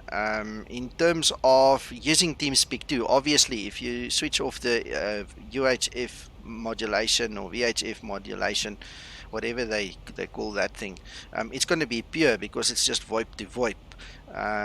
But you can do tricks like that in VATSIM too, and then you can obviously just set your VATSIM audio up, or your Windows audio up properly. It looks like you're on a Mac, so you might not qualify for what I'm actually talking about. You might be completely, in your own playing field there. But the Windows guys, trust me, 9 out of 10 guys just don't know how to set up their Windows audio properly.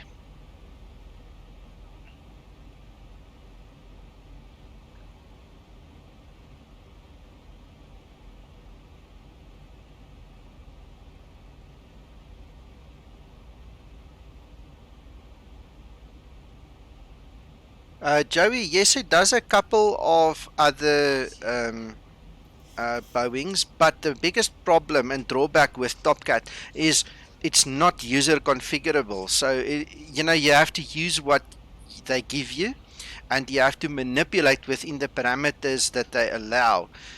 So what I want to do quickly, I see there's a couple of new people here. I want to quickly share something with you again.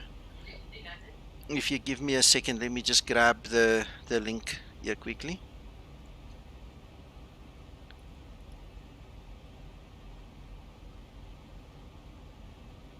Right, this is my latest Zibo install guide.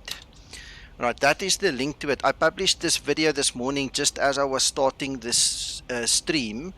Basically, if you work through that, you're going to also get the performance data as Twixter gave it to me. If you don't know who Twixter is, he's the guy responsible for writing and creating and maintaining the flight model in the Zibo aircraft that we are flying here. So he's like next to Zibo, he's the most knowledgeable guy and senior guy in the project right now. So nobody knows the Zibo like he does, apart from Zibo himself. And he gave me the performance data. The Topcat data is published in my document. So if you go below the video in the description, you can download my installation guide. You will see all the actual Zibo data. One of the biggest things you need to look out for is the Zibo is not your average 737-800. It's got a maximum capacity of 164 passengers. It's a Charlie 8 Yankee 156 model variant of the 737-800. So it's not comparable to what you see with Ryanair and Mango and all the other airlines out there who actually flies different models. But all the PFPX, the sim brief, and the Topcat information directly from Twixter is in my document. So go grab it if you want to set it up properly with the appropriate values.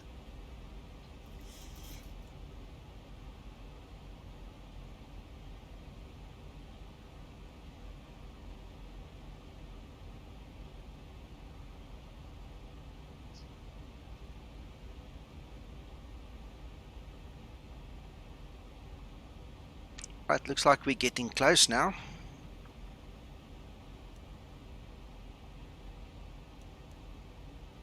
Right, we're going to decelerate for 10,000 shortly.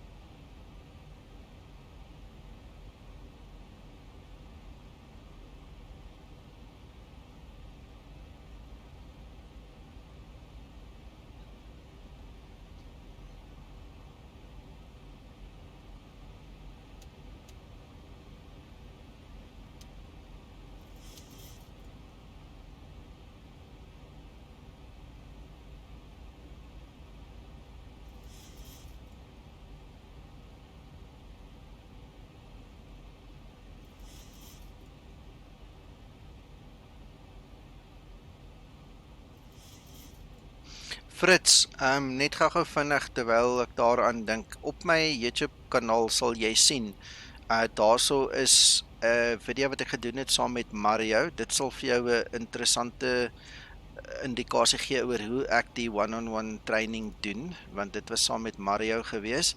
En dan is daar ook 'n groep training ene wat ek gedoen het wat nou baie nuuter is. Jy moet net kyk na die name van die video's. Jy sal baie vinnig sien wanneer ek praat van basic training en wat jy nou nodig het om die Zibo te vlieg en so aan. Dis 'n 4 ure video daai ene, wat spesifiek dan nou gaan oor die training. So as jy die ding wil leer, begin by hulle, jy weet, en dan kan 'n mens nou weer later aan vir jou ene bymekaar sit en dan vir jou betrek ook by so iets as jy nie omgee nie. Jy weet, dan kan mense oor so iets praat.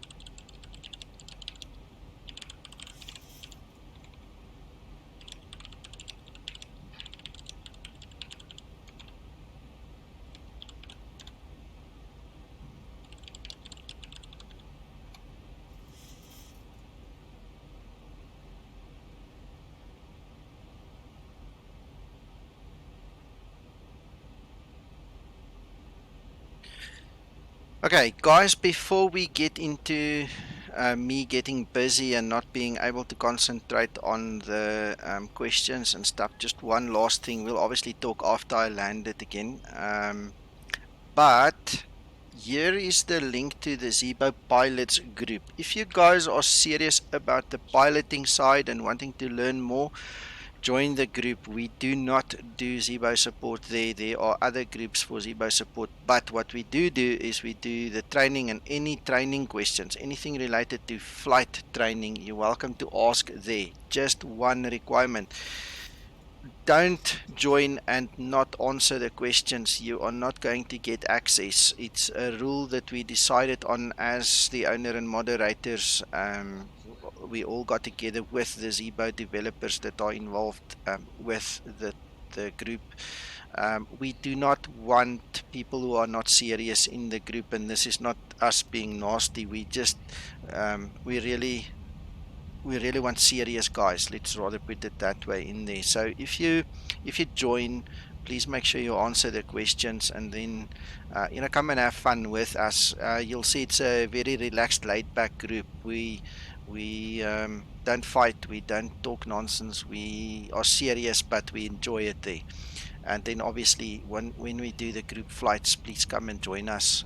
The more the merrier kind of a thing. So you're welcome to follow the link.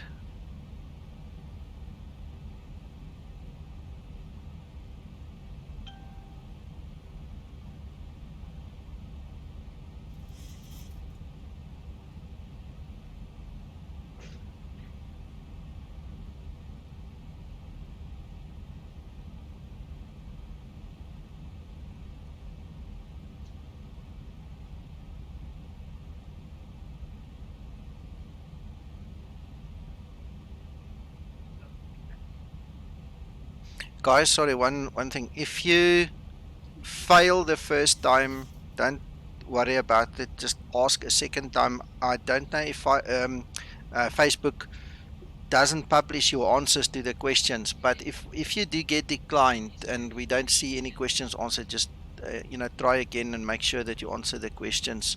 Send me a PM if you are struggling, but without answering those questions, you're not getting in, so just be aware of that.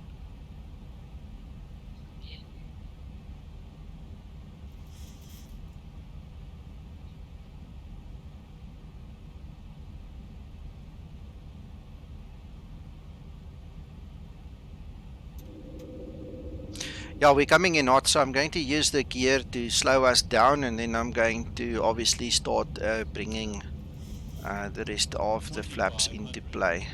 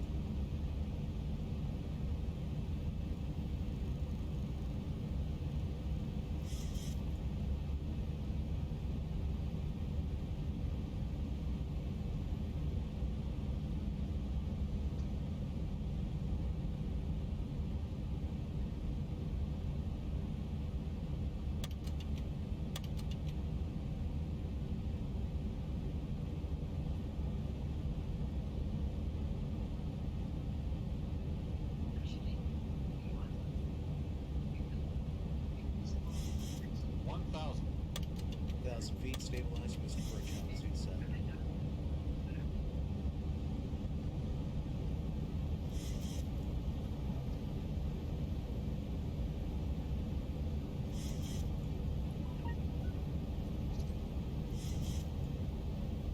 Approaching 1-3 right.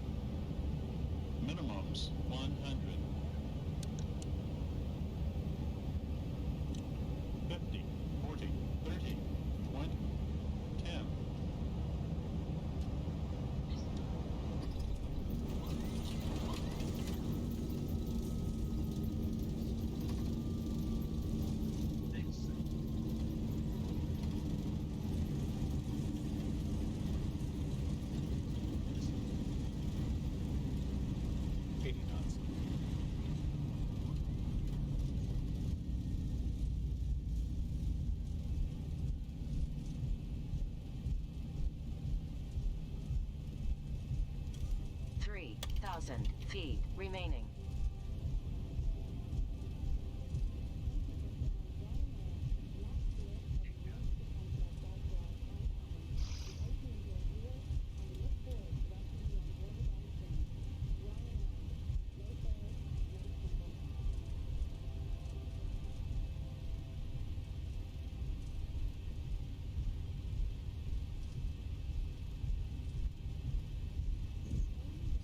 Whoop, whoop.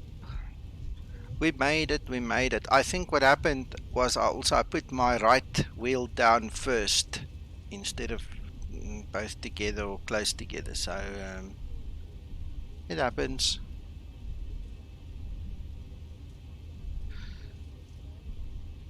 Welcome to Budapest, guys. Thank you for flying with Ryanair today. I see we had a 266 foot per minute touchdown, so nobody broke any false teeth and nobody needs new garments of any kind. So all in all, a good landing.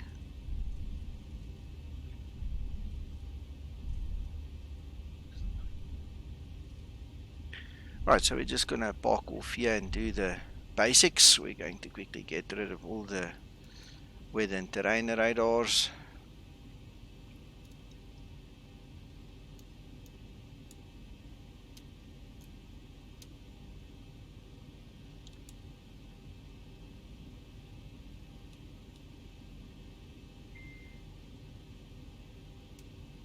Start the APU. Thanks, Joey Pete. Well, if you need a new kidney, that's your problem. I don't see a problem my side. So good luck with that one. I'm pretty sure the guys will help you out here at the local hospital.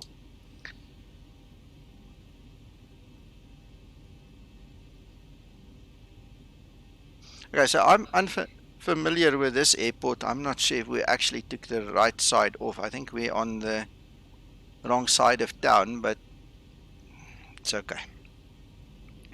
We'll request the bus to get the packs and take them to the other side if we have to.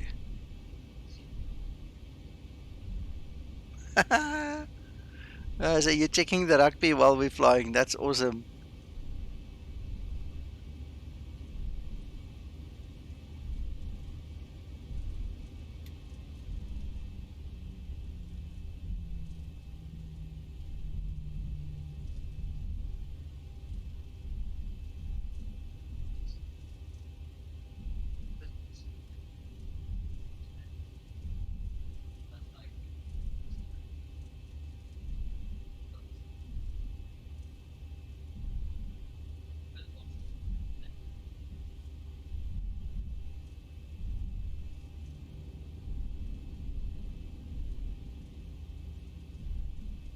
Yorkie, yes, I would have. Because by implication, a higher CI would have had greater fuel burn and also more energy, more speed. So I would probably have made it. Were you on stream when we messed around with the CI the other day?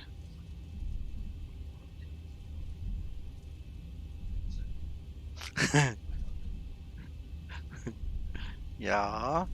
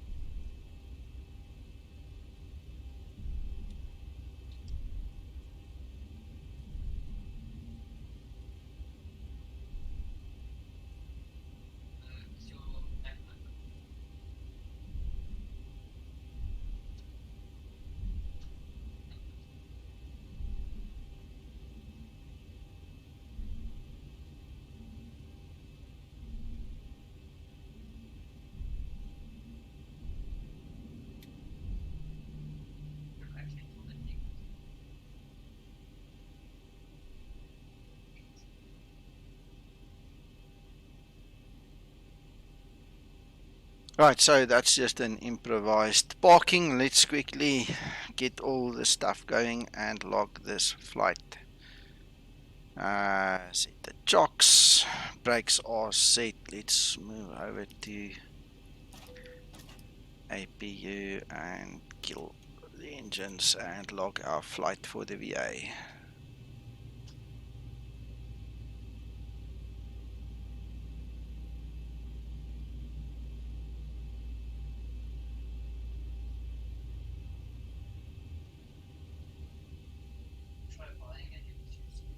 Right, that's done.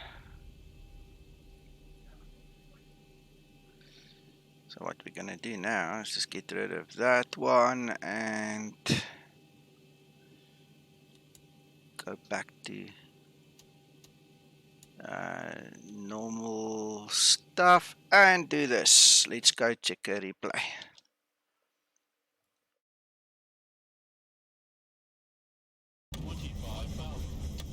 1,000 feet, stable.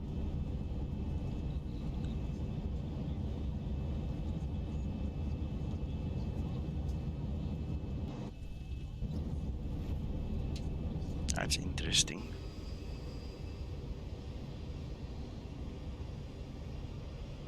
I definitely cancelled my speed brake. Yeah, I did.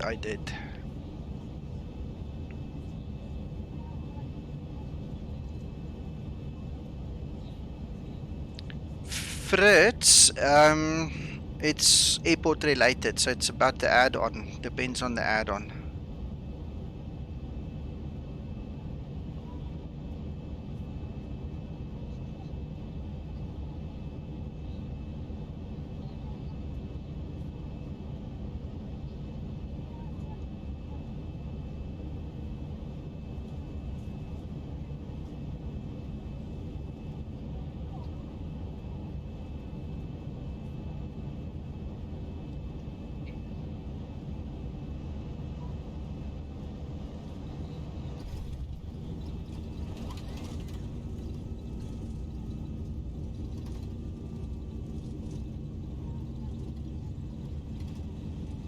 Fritz, before I fly, I usually go and do a Google search for the airport. So I would type in X space plane space and then our ICAO code for the airport, and then I will grab the latest scenery for the airport. So that's how I get my add-ons. If you look in the description below this stream, you'll see I've listed the two airports, the departure and arrival there. You just click on those links, it will take you, and that's the actual scenery that I am using right now. That will give you what you see.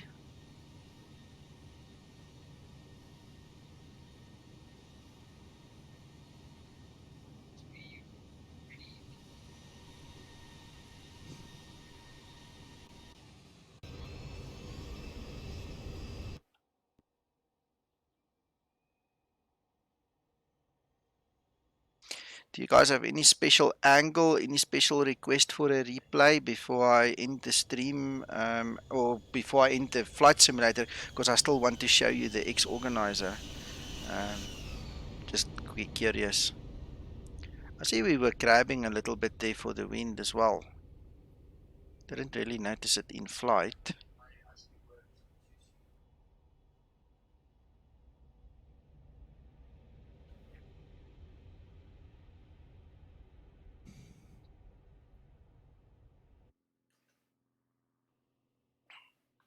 Which wing view? Same as we had just now, just on the other side, or give me a little bit more explanation on your version of the wing view.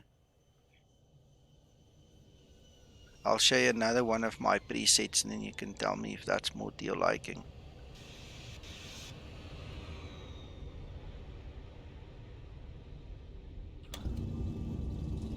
That's the one we had just now, and then we've got something like this, maybe.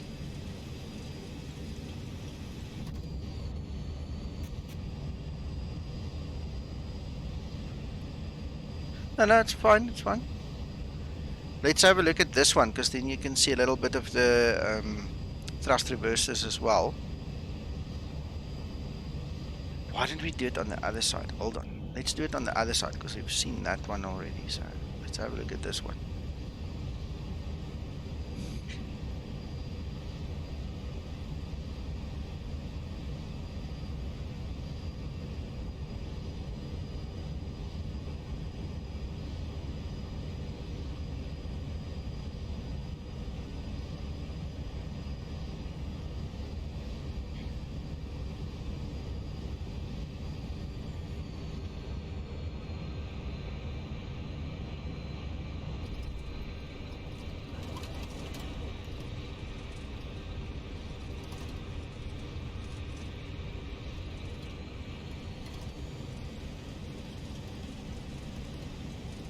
Frits, jy kan niks met hierdie vliegtuig mee doen nie. Zibo het alles gelockdown. So behalwe om die livery te verander, kan jy niks verander op hierdie vliegtuig mee nie. Jy kan niks customize nie. Hy is wat hy is.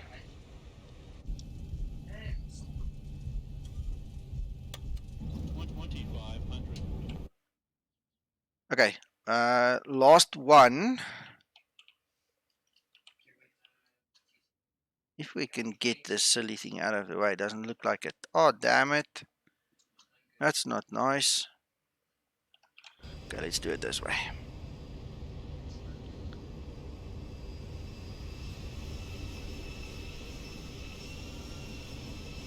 Right, after this, I'm going to quickly kill the X-plane and then I'll show you the X-organizer.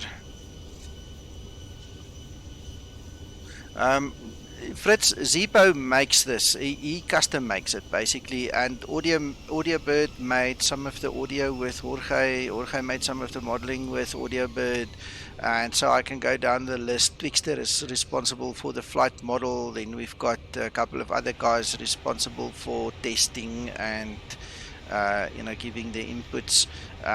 Anybody who's well, let me put it this way. More than half of the guys involved with this project are real-world pilots who are qualified and have actual type ratings up to instructor level on this aircraft. So the guys involved here are top level. It's not just a couple of simmers who got together and thought they're going to make it. It's like, I mean, I've seen some of the CVs of these guys. The guys are mind-blowingly qualified for this. Ryanair, you get from the org. This one comes from the org. Mike Trickett, I think was his surname. Mike made this livery and he put it on the org for us and he put it into one of our Facebook groups for us. My Skymatics liveries, I'll show you one of my liveries just now. Let's quickly do that. I have a guy called Jacques Pinard, a local guy that actually makes all my liveries for me. So I'll give you an indication of what that looks like.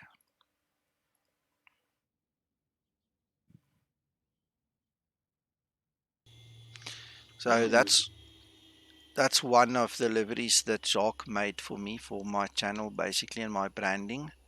And I think I've got another one. He's made plenty, but these are the two main ones that I currently fly with.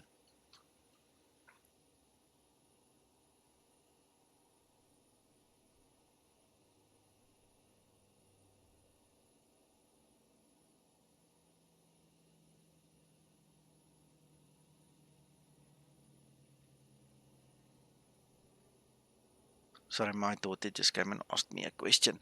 So anyway, yeah, Jacques makes the liveries for me. As you can see, he's very talented. Jacques is involved with VAX at the Air Force, the South African Air Force Swartkops base flying club. So that's where I get this stuff from. And yeah, so you can ask guys to make them for you as well. There are guys who sell their talents as well. There are guys who do it for free. Yeah, I hope that answers your question. Right, let's quickly kill X-plane and get X-organizer going. And that horrible noise, that's X-IVAP that closed down in the background.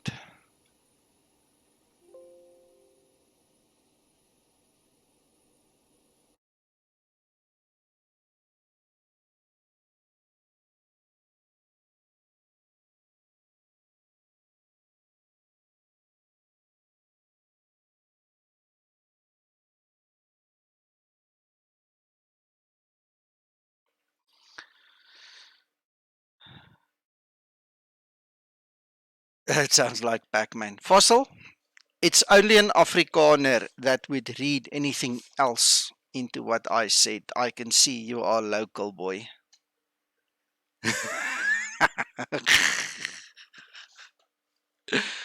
Okay, enough of that. Let's look at what's happening. I'm gonna move it slightly. In actual fact, wait, let me kill my speech over there so you don't see me talking the whole time.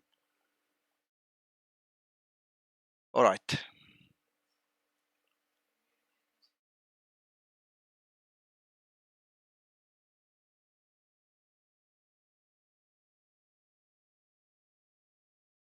Fritz, you're gonna have to speak to Jacques or somebody like that, to give you the tips and the tools of the trade. It's not difficult. If you are into it, you'll catch up very quickly, and then you can obviously put your hand into helping the rest of the community.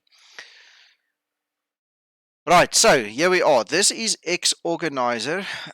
This is the scenery side of things. So typically what happens is the designer of the program made the program clever enough to discern between certain areas in your scenery, but a lot of the scenery designers didn't actually specify the area. So what happens is you get this needs attention at the bottom here. So anything that this program doesn't automatically sort for you because the designer, the developer of that piece of scenery didn't specify in which area it needs to go, it's in here, and then all you need to do is drag and drop it into the appropriate areas. But here you can see the layering specifically for the guys using orthos or adding custom scenery into the X-plane. Typically you've got now, there's your Europe, there's your North America, South America, Asia, Oceania. That is your New Zealand, Australia, Philippines, all those areas. And then you've obviously got Africa. Then you've got your default airports. All right, and what's very important for me, at least coming from the old FSX and P3D way of thinking, I go and I look at what add-on airports I've put in, like Heathrow. I don't want Heathrow, the default one, to clash with my add-on. Whether there's an exclude built into it, I don't actually care. I just go and I just disable my Heathrow because I've got a newer one at the top. The same goes for Nice, and the same goes for Faro. All right, so you can clearly see those guys are marked in red, so they are disabled in my X-plane. Global airports and prefab airports, they all run in the layering system, and the one will override the other one in the order from top to bottom as usual. Then we've got the non-airport scenery. These are the city and landmark sceneries. Let me just open there. You've got all your extended night lights. If you guys are not familiar with extended night lights, you must check it out. It's amazing how the world transforms when you've got that included. And then you've obviously got the actual city landmarks and everything that goes in there. Again, most of the time this X organizer is clever enough to discern where it needs to put it. Every now and then you just need to go and drag something into the correct place, but it's few and far between. It's really much of it is done automatically. Then you've got your additional buildings. Sorry, that's where we were just now. Concentrate. I'm just killing that until later. All right, then you've got all your libraries. They go into a certain place.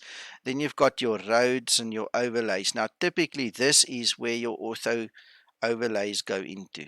All right, so you'll see all my ortho overlays gets put into this specific area, and this is where the orthos themselves go into the actual tiles, and they've obviously got their area. Now the way this program works is it sorts the INI file for you, the scenery INI, and it works from top to bottom, right? And the mesh goes at the very bottom, so you don't have to guess where anything goes. Sorry, let me just answer quickly.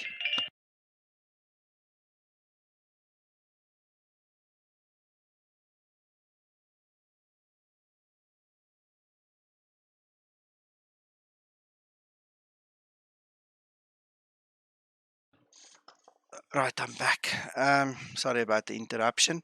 So All right, this literally is the easiest way of doing it, and there's nothing to it. All you do is you click in something, it goes red, it's obviously disabled.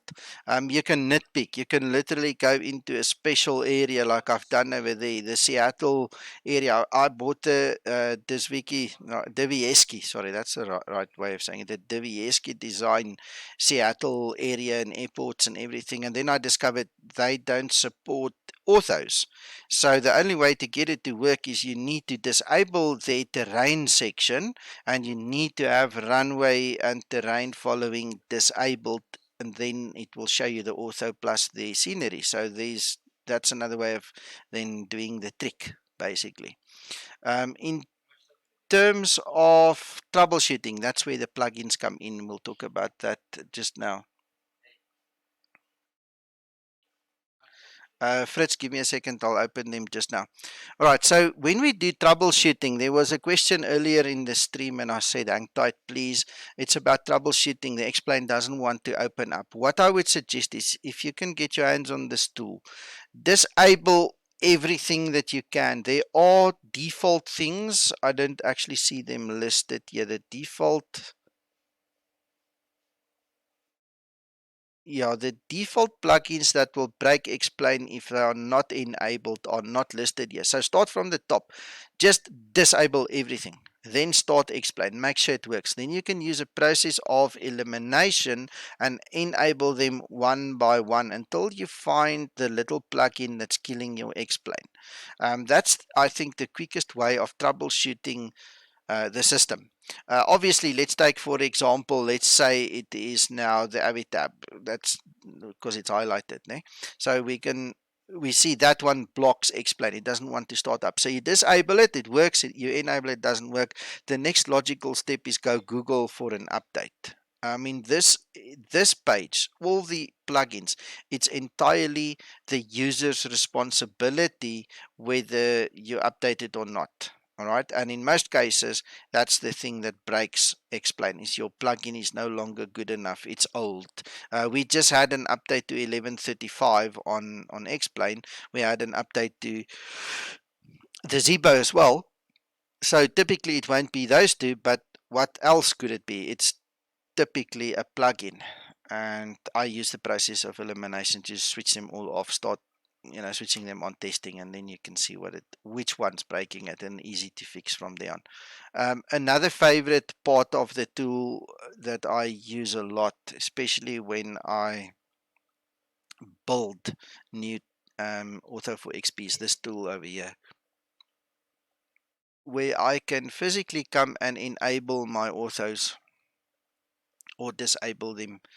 And there you can see my coverage map. So the whole, 3/4 of New Zealand is covered. Most of Southern Africa is covered. Most of Europe is covered. If we zoom in, you'll see there are patches that are not covered, which I always promise myself I'll go back and do in a smaller zoom level. Because the smaller the zoom level is, the more data you can fit in. So then we move over to the US. There's North and South America, and you can see my coverage over there. The areas that are already completed are the areas where I fly mostly. So all my normal areas are covered. And one of my favorite areas in the world to fly is over here, down at Bariloche in South America. Long story behind that, but that's a very good area, that. And then obviously Pacific Northwest, that area in America, at Las Vegas, the Canyon, Salt Lake City, that area. Then Seattle, that's way past Seattle. There is Seattle over there. That is actually Ketchikan over there. So Juneau, Ketchikan.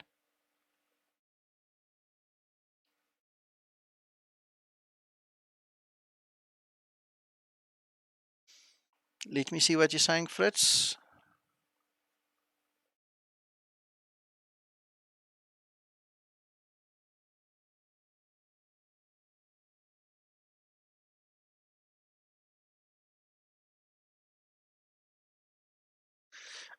Joey Pete, what I would suggest, sorry Fritz, I'll get back to you because your answer is longer. What I would suggest is go to Vertical Simulations website. Vertical is busy making color corrected orthos for the US. Something similar to the other guy, I can't remember his name, who made it.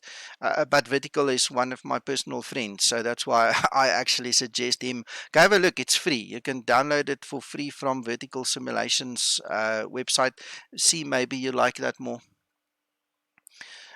Fritz, okay, I need to understand, what do you mean X files? What exactly do you refer to under X files? Let me get my explain open.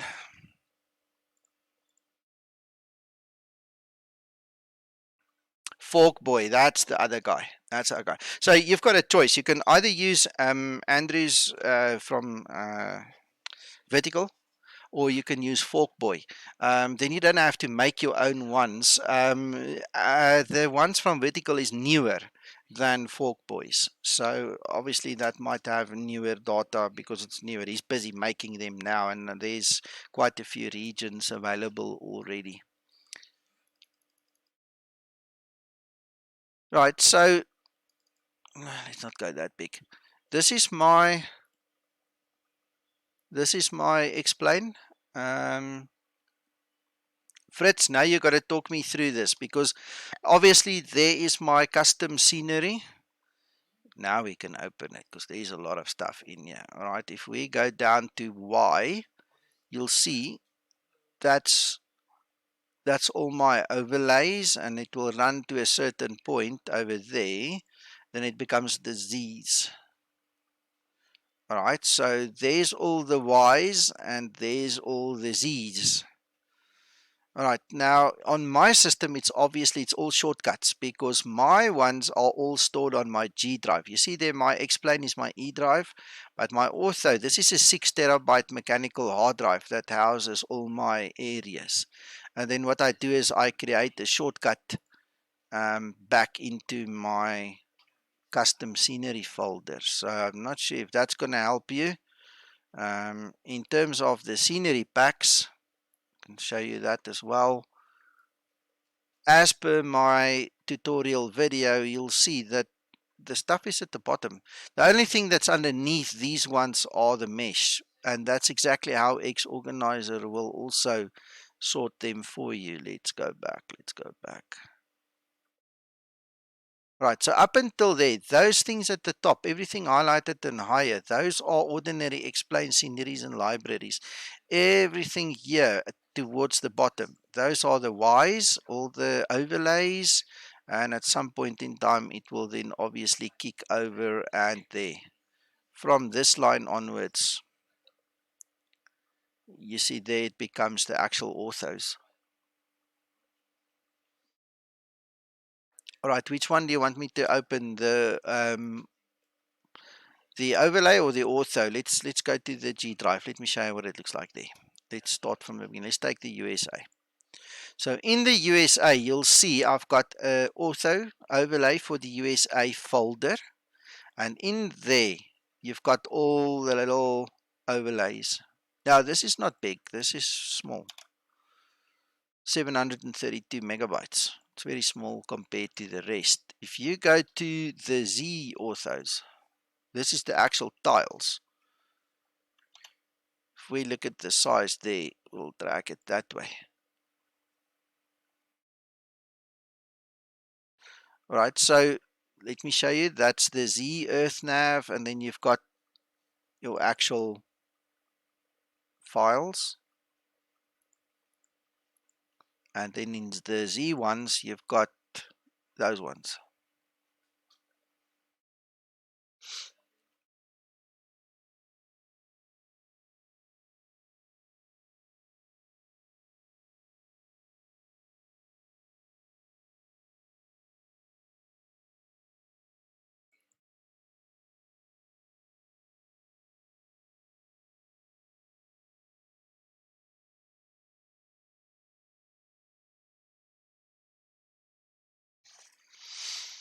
And that's going to a terabyte already. Yeah. So you can always come back and you can just pause the video. Let me just do one more. I know I'm going fast, so let's go a bit slower.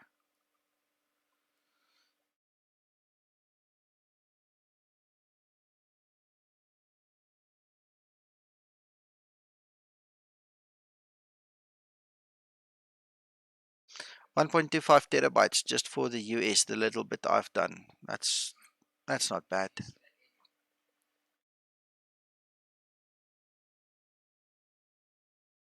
Okay, het jy nou gesien?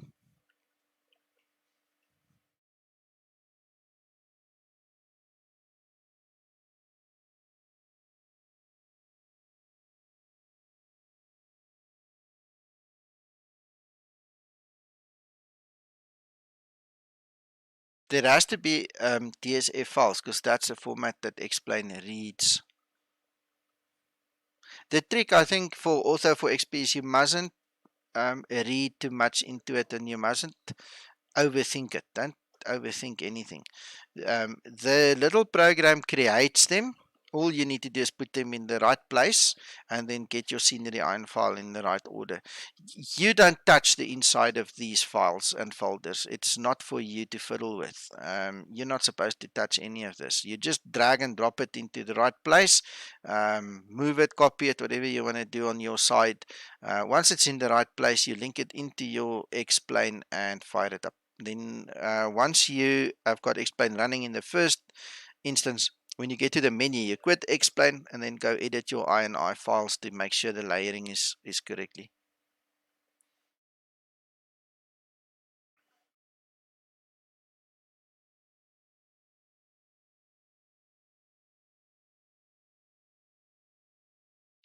Fritz, no, it's not the same.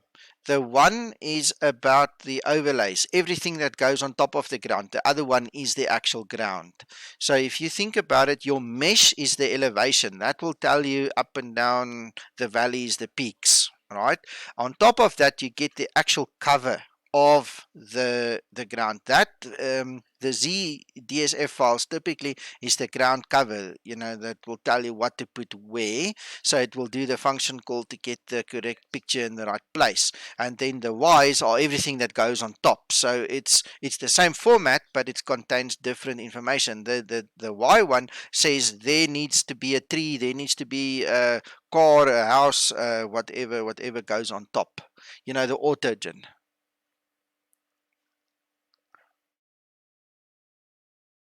That's okay. I also did it. You saw me move it to a separate location. The fact is, when you bring it in, you need to bring it in, and it needs to be in the correct place in the INI folder so that X-Plane can actually read it.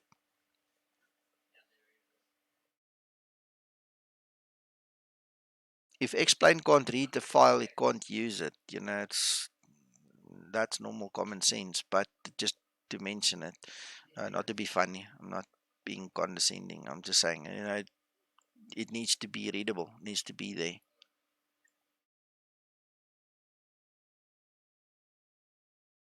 What else can I show you? Is that about it? Most people's mistake are exactly there, Fritz. It's very common. Most people make the mistake there.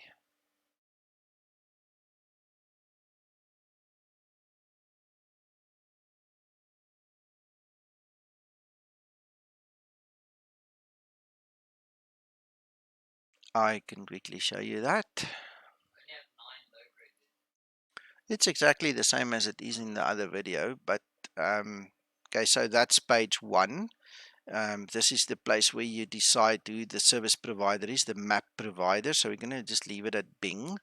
There you select your zoom settings. I like 17. The next thing is you need to decide where this program is going to create the files. I just leave it blank because it will then create it in the Ortho for XP. Fossil, if you're lucky, I'll consider it after this. Okay, you're distracting me again. We'll talk about it later. Okay, so coming back to the program, this is funny. The base folder is just where, well, it's basically in two places. It can be in two places, right? So this is this is the Ortho for XP file structure, the actual program file structure.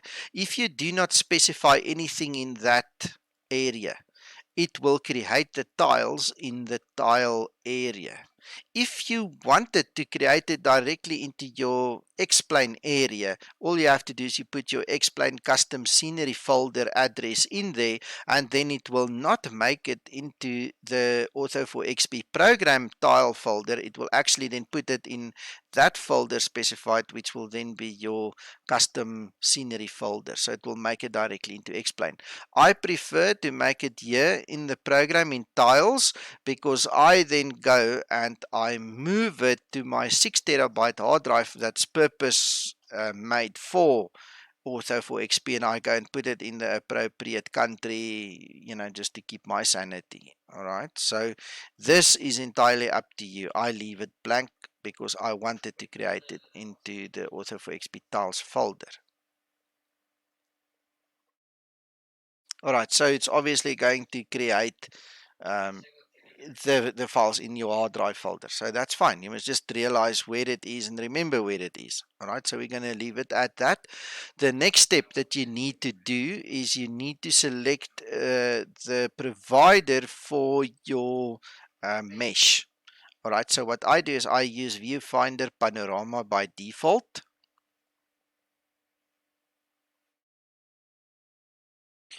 Well, thank you very much. I don't understand why it's so difficult. I'd love to talk to you about it because I obviously need to understand the discrepancy there. Let me know, please. Send me a message on Messenger or something and we can discuss it later if you don't mind. But thanks for the support. I really appreciate that.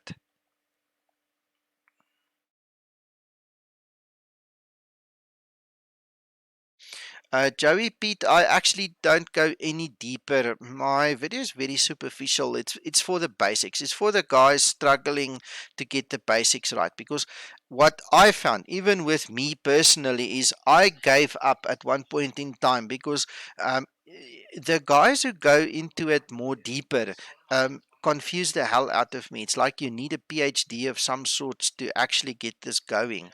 And when I figured it out, I was stunned to see how easy it really is. Some of these guys really blow a lot of hot smoke and hot air into the air that really shouldn't be there. So one day when I've got more time, I'll figure out how to go deeper. But for me, this is good enough. So I didn't bother to go deeper, right? All right, so what I do, obviously, coming back to the short tutorial, is I use Viewfinder Panorama because this literally will make new mesh for me. So I don't need to download additional mesh. All this version 3 and version 4 HD mesh and whatever that takes up hundreds of gigabytes of space on your hard drive. I don't use that because everywhere where the actual Ortho is created, I rather prefer that Ortho makes its own mesh. In my mind, it's just more compatible and more nicer to have the one program create both and tie them together.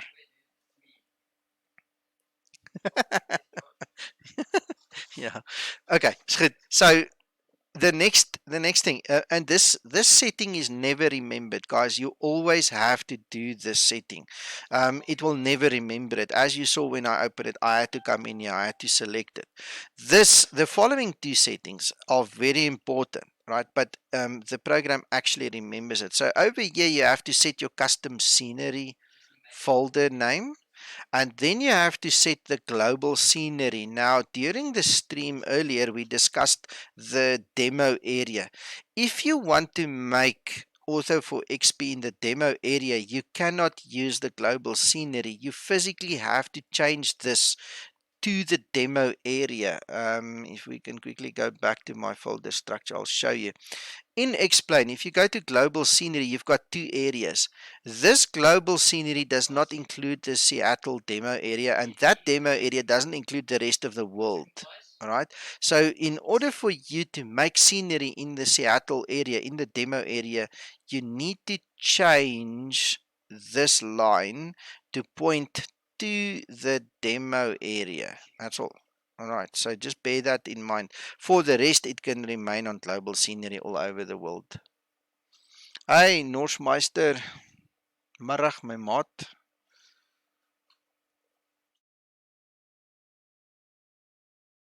Ja, hy gaan Fritz. The moment you change the zoom level, it will download everything again.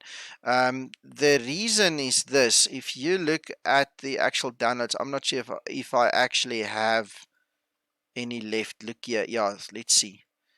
You see, that's a zoom level 16. If you now download 17, it's going to make another folder. It's going to call it BI17 because each and every file in here gets marked as being zoom level 16. So the moment you change the zoom level, Fritz, it's going to re-download everything. Right, once that is done, please don't forget you have to click apply. Once you've clicked on apply, you can exit. Your next step is to now just go and mark the area that you want to actually build. Let's take Palma de Mallorca. Right, there we go. So that covers the whole area. And what you then do is you put all the ticks in the boxes over there and you click on batch build. You sit back, relax, come back. It's going to take, I'll tell you now, 1, 2, 3, 4. It's going to take, for me, it's going to take about 5 hours. So for the next 5 hours, I put on Netflix, go talk to the wife, play with the kids, kick the dogs, then play with them or something like that. It's just a joke.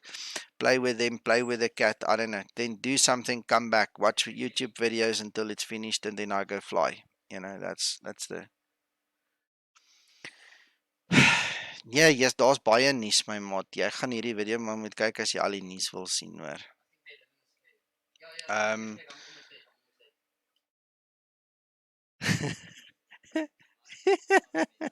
It's a joke. It's a joke. It's just my sense of humor. The rotties will bite me if I try that, so that's just a joke. Anyway, so yeah, that's it. That's in a nutshell all there is to do. Like I said, if you want to go deeper, you're gonna have to watch one of these PhD required Author for XP tutorials to get more out of that. Fritz, you don't add anything. This is where the overlays come in. Do you see there on the screen, extract overlays?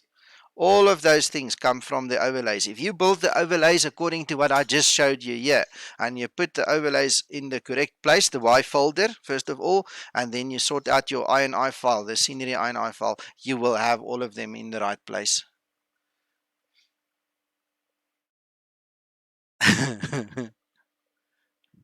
My little baby female came and sat on my lap earlier. She got a fright. Something must have happened outside and she jumped here. So she was flying with us. That's the closest she's going to get to playing X-Plane. Anyway, anything else you guys want to know? Norsmeister, jy moet gaan kyk op my channel. Daar's 'n nuwe Zibo install video, hoor, met die installer app, die Zibo updater en 'n klomp ander nice goeders. Dis al wat regtig groot nuus is, hoor.